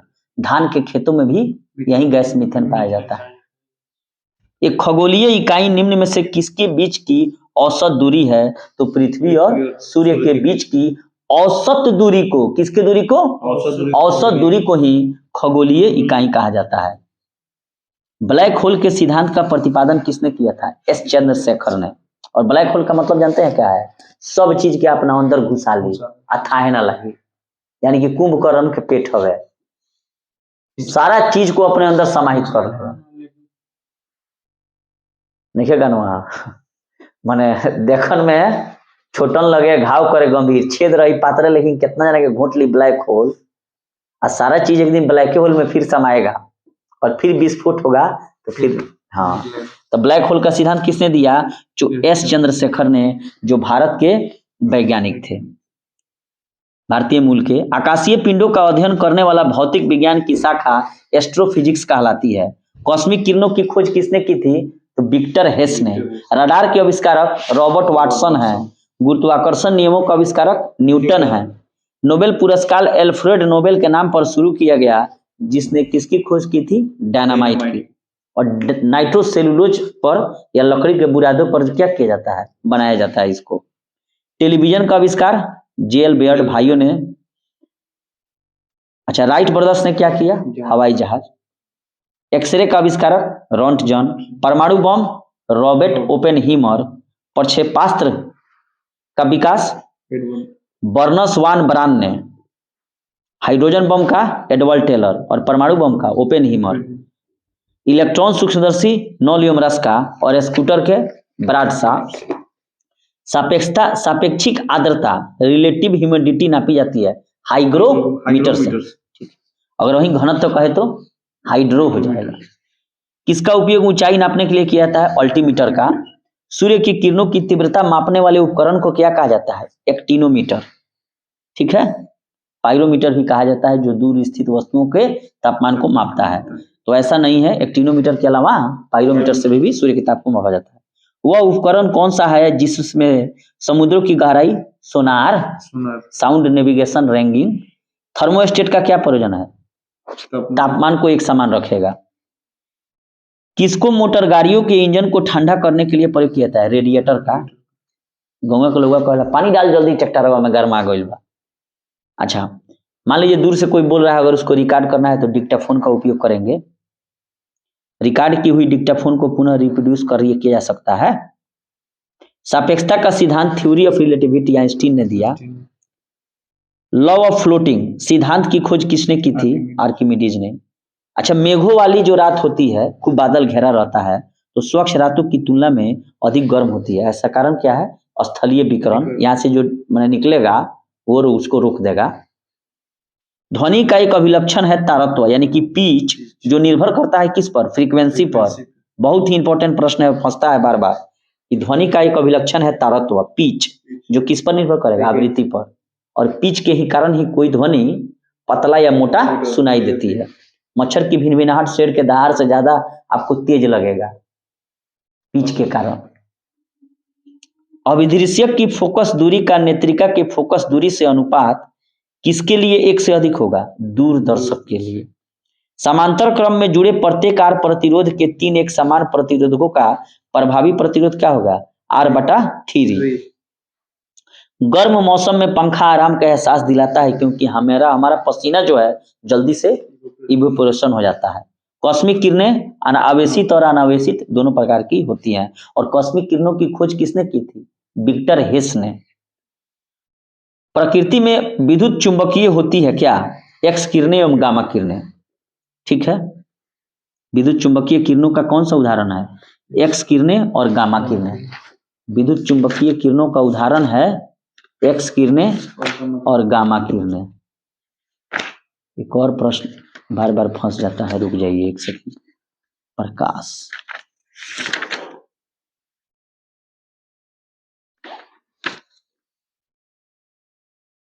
स्थिर विद्युत धारा।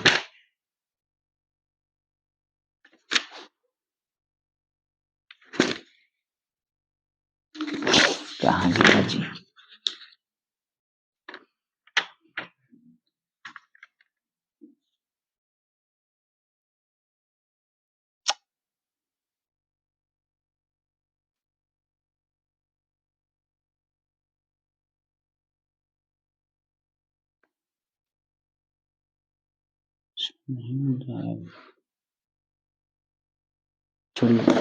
तो क्या पढ़ रहे थे हम लोग? एक्स किरणें और गामा किरणें क्या हैं? विद्युत चुंबकीय हैं, यानी कि इलेक्ट्रोमैग्नेटिक हैं।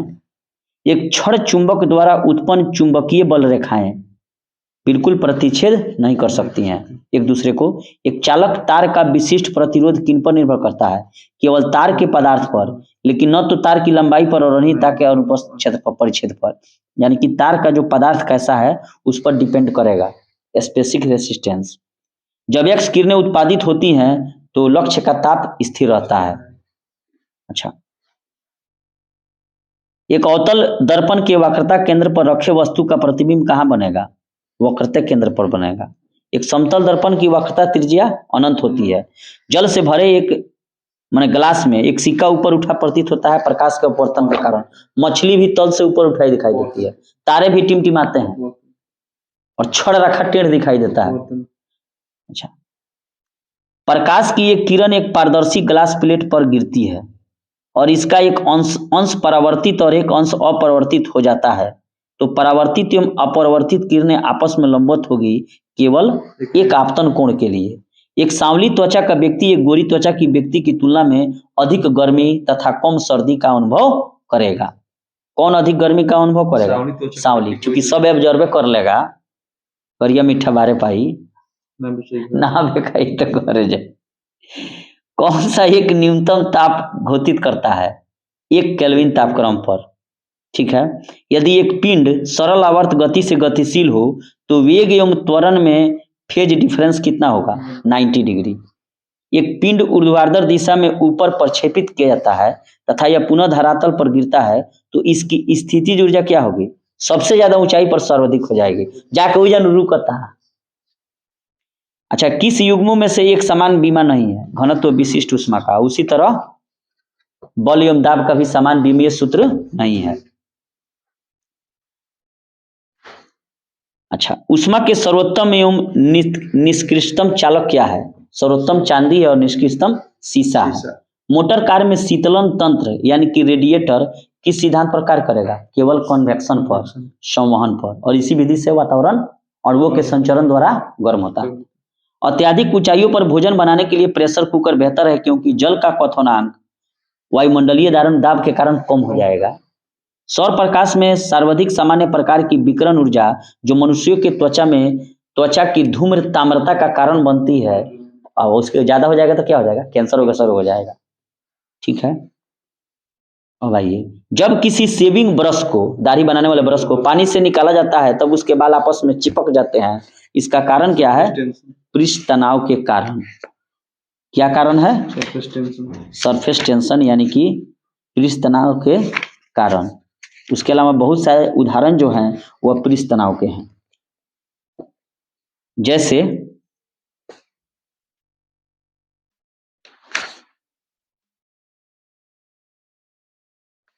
पृष्ठ तनाव के कारण क्या हो जाते हैं?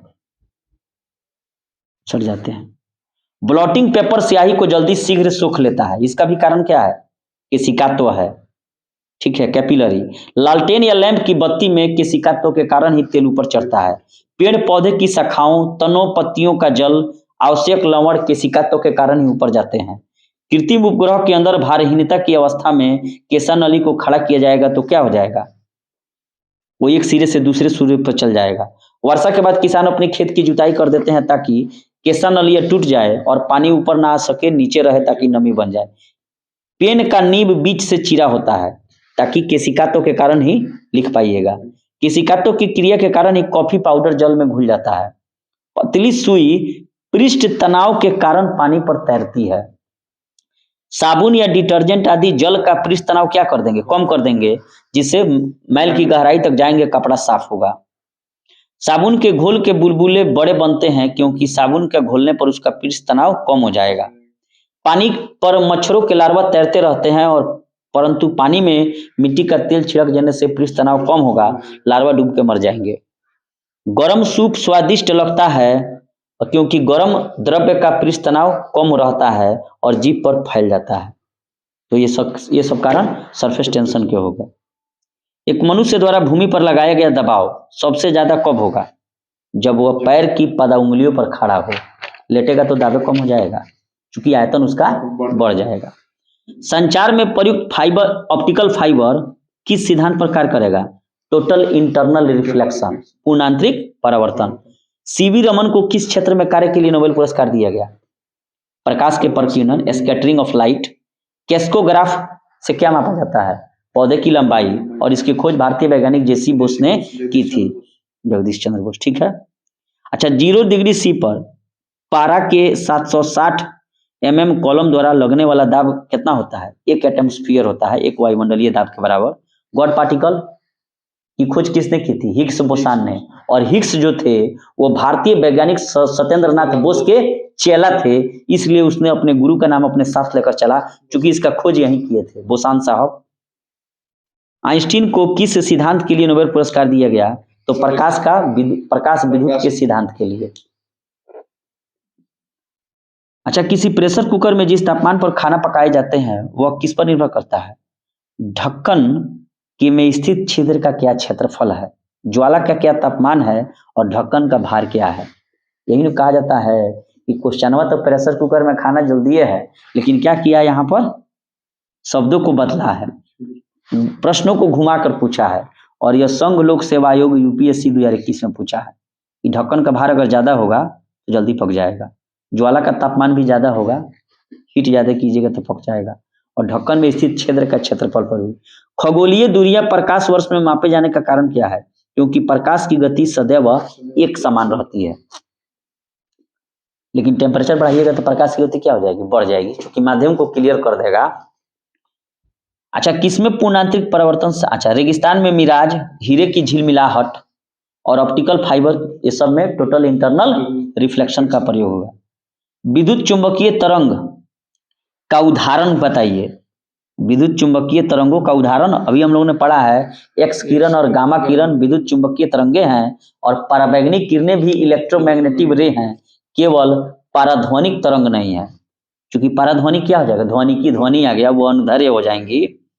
स्टेथोस्कोप में रोगी के दिल की धड़कन की ध्वनि डॉक्टर के कानों तक पहुंचती है, ध्वनि के बहुल परावर्तन के कारण। अच्छा, एक लास्ट प्रश्न बताइए कि श्यानता किसका गुण है? किसका गुण नहीं है श्यानता? विस्कोसिटी, ठोसों का गुण नहीं है, ठोस में श्यानता होगा नहीं करेगा। विस्कोसिटी जब होगा तो या तो द्रव्य में होगा, नहीं तो गैस में होगा। और एक आदर्श तरल की विस्कोसिटी जो है वो शून्य होती है। और विस्कोसिटी किससे मापते हैं? वेंचुरी मीटर से,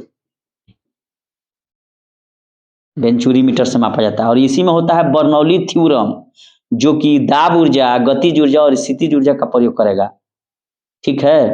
और ये भी वेंचुरी मीटर पर ही आधारित है। वेंचुरी मीटर के का कय गो है? वेंचुरी मीटर का कहने का मतलब है कि मान लीजिए द्रव्य का प्रवाह का वेग अगर क्रांतिक वेग यानी कि क्रिटिकल वेलोसिटी से कम है तो उसका प्रवाह उसकी श्यानता पर निर्भर करेगा। लेकिन यही अगर द्रव्य का प्रवाह वेग उसके क्रिटिकल वेलोसिटी से अधिक है तो उसका मुख्यतः घनत्व पर निर्भर करेगा। और यही कारण है कि ज्वालामुखी से निकलने वाला लावा बहुत अधिक गाढ़ा होने के कारण भी तेजी से बहेगा, क्योंकि क्या है कि घनत्व ही उसके वेग को निर्धारित करता है। कोई है स्ट्रीमलाइन फ्लो, ठीक है।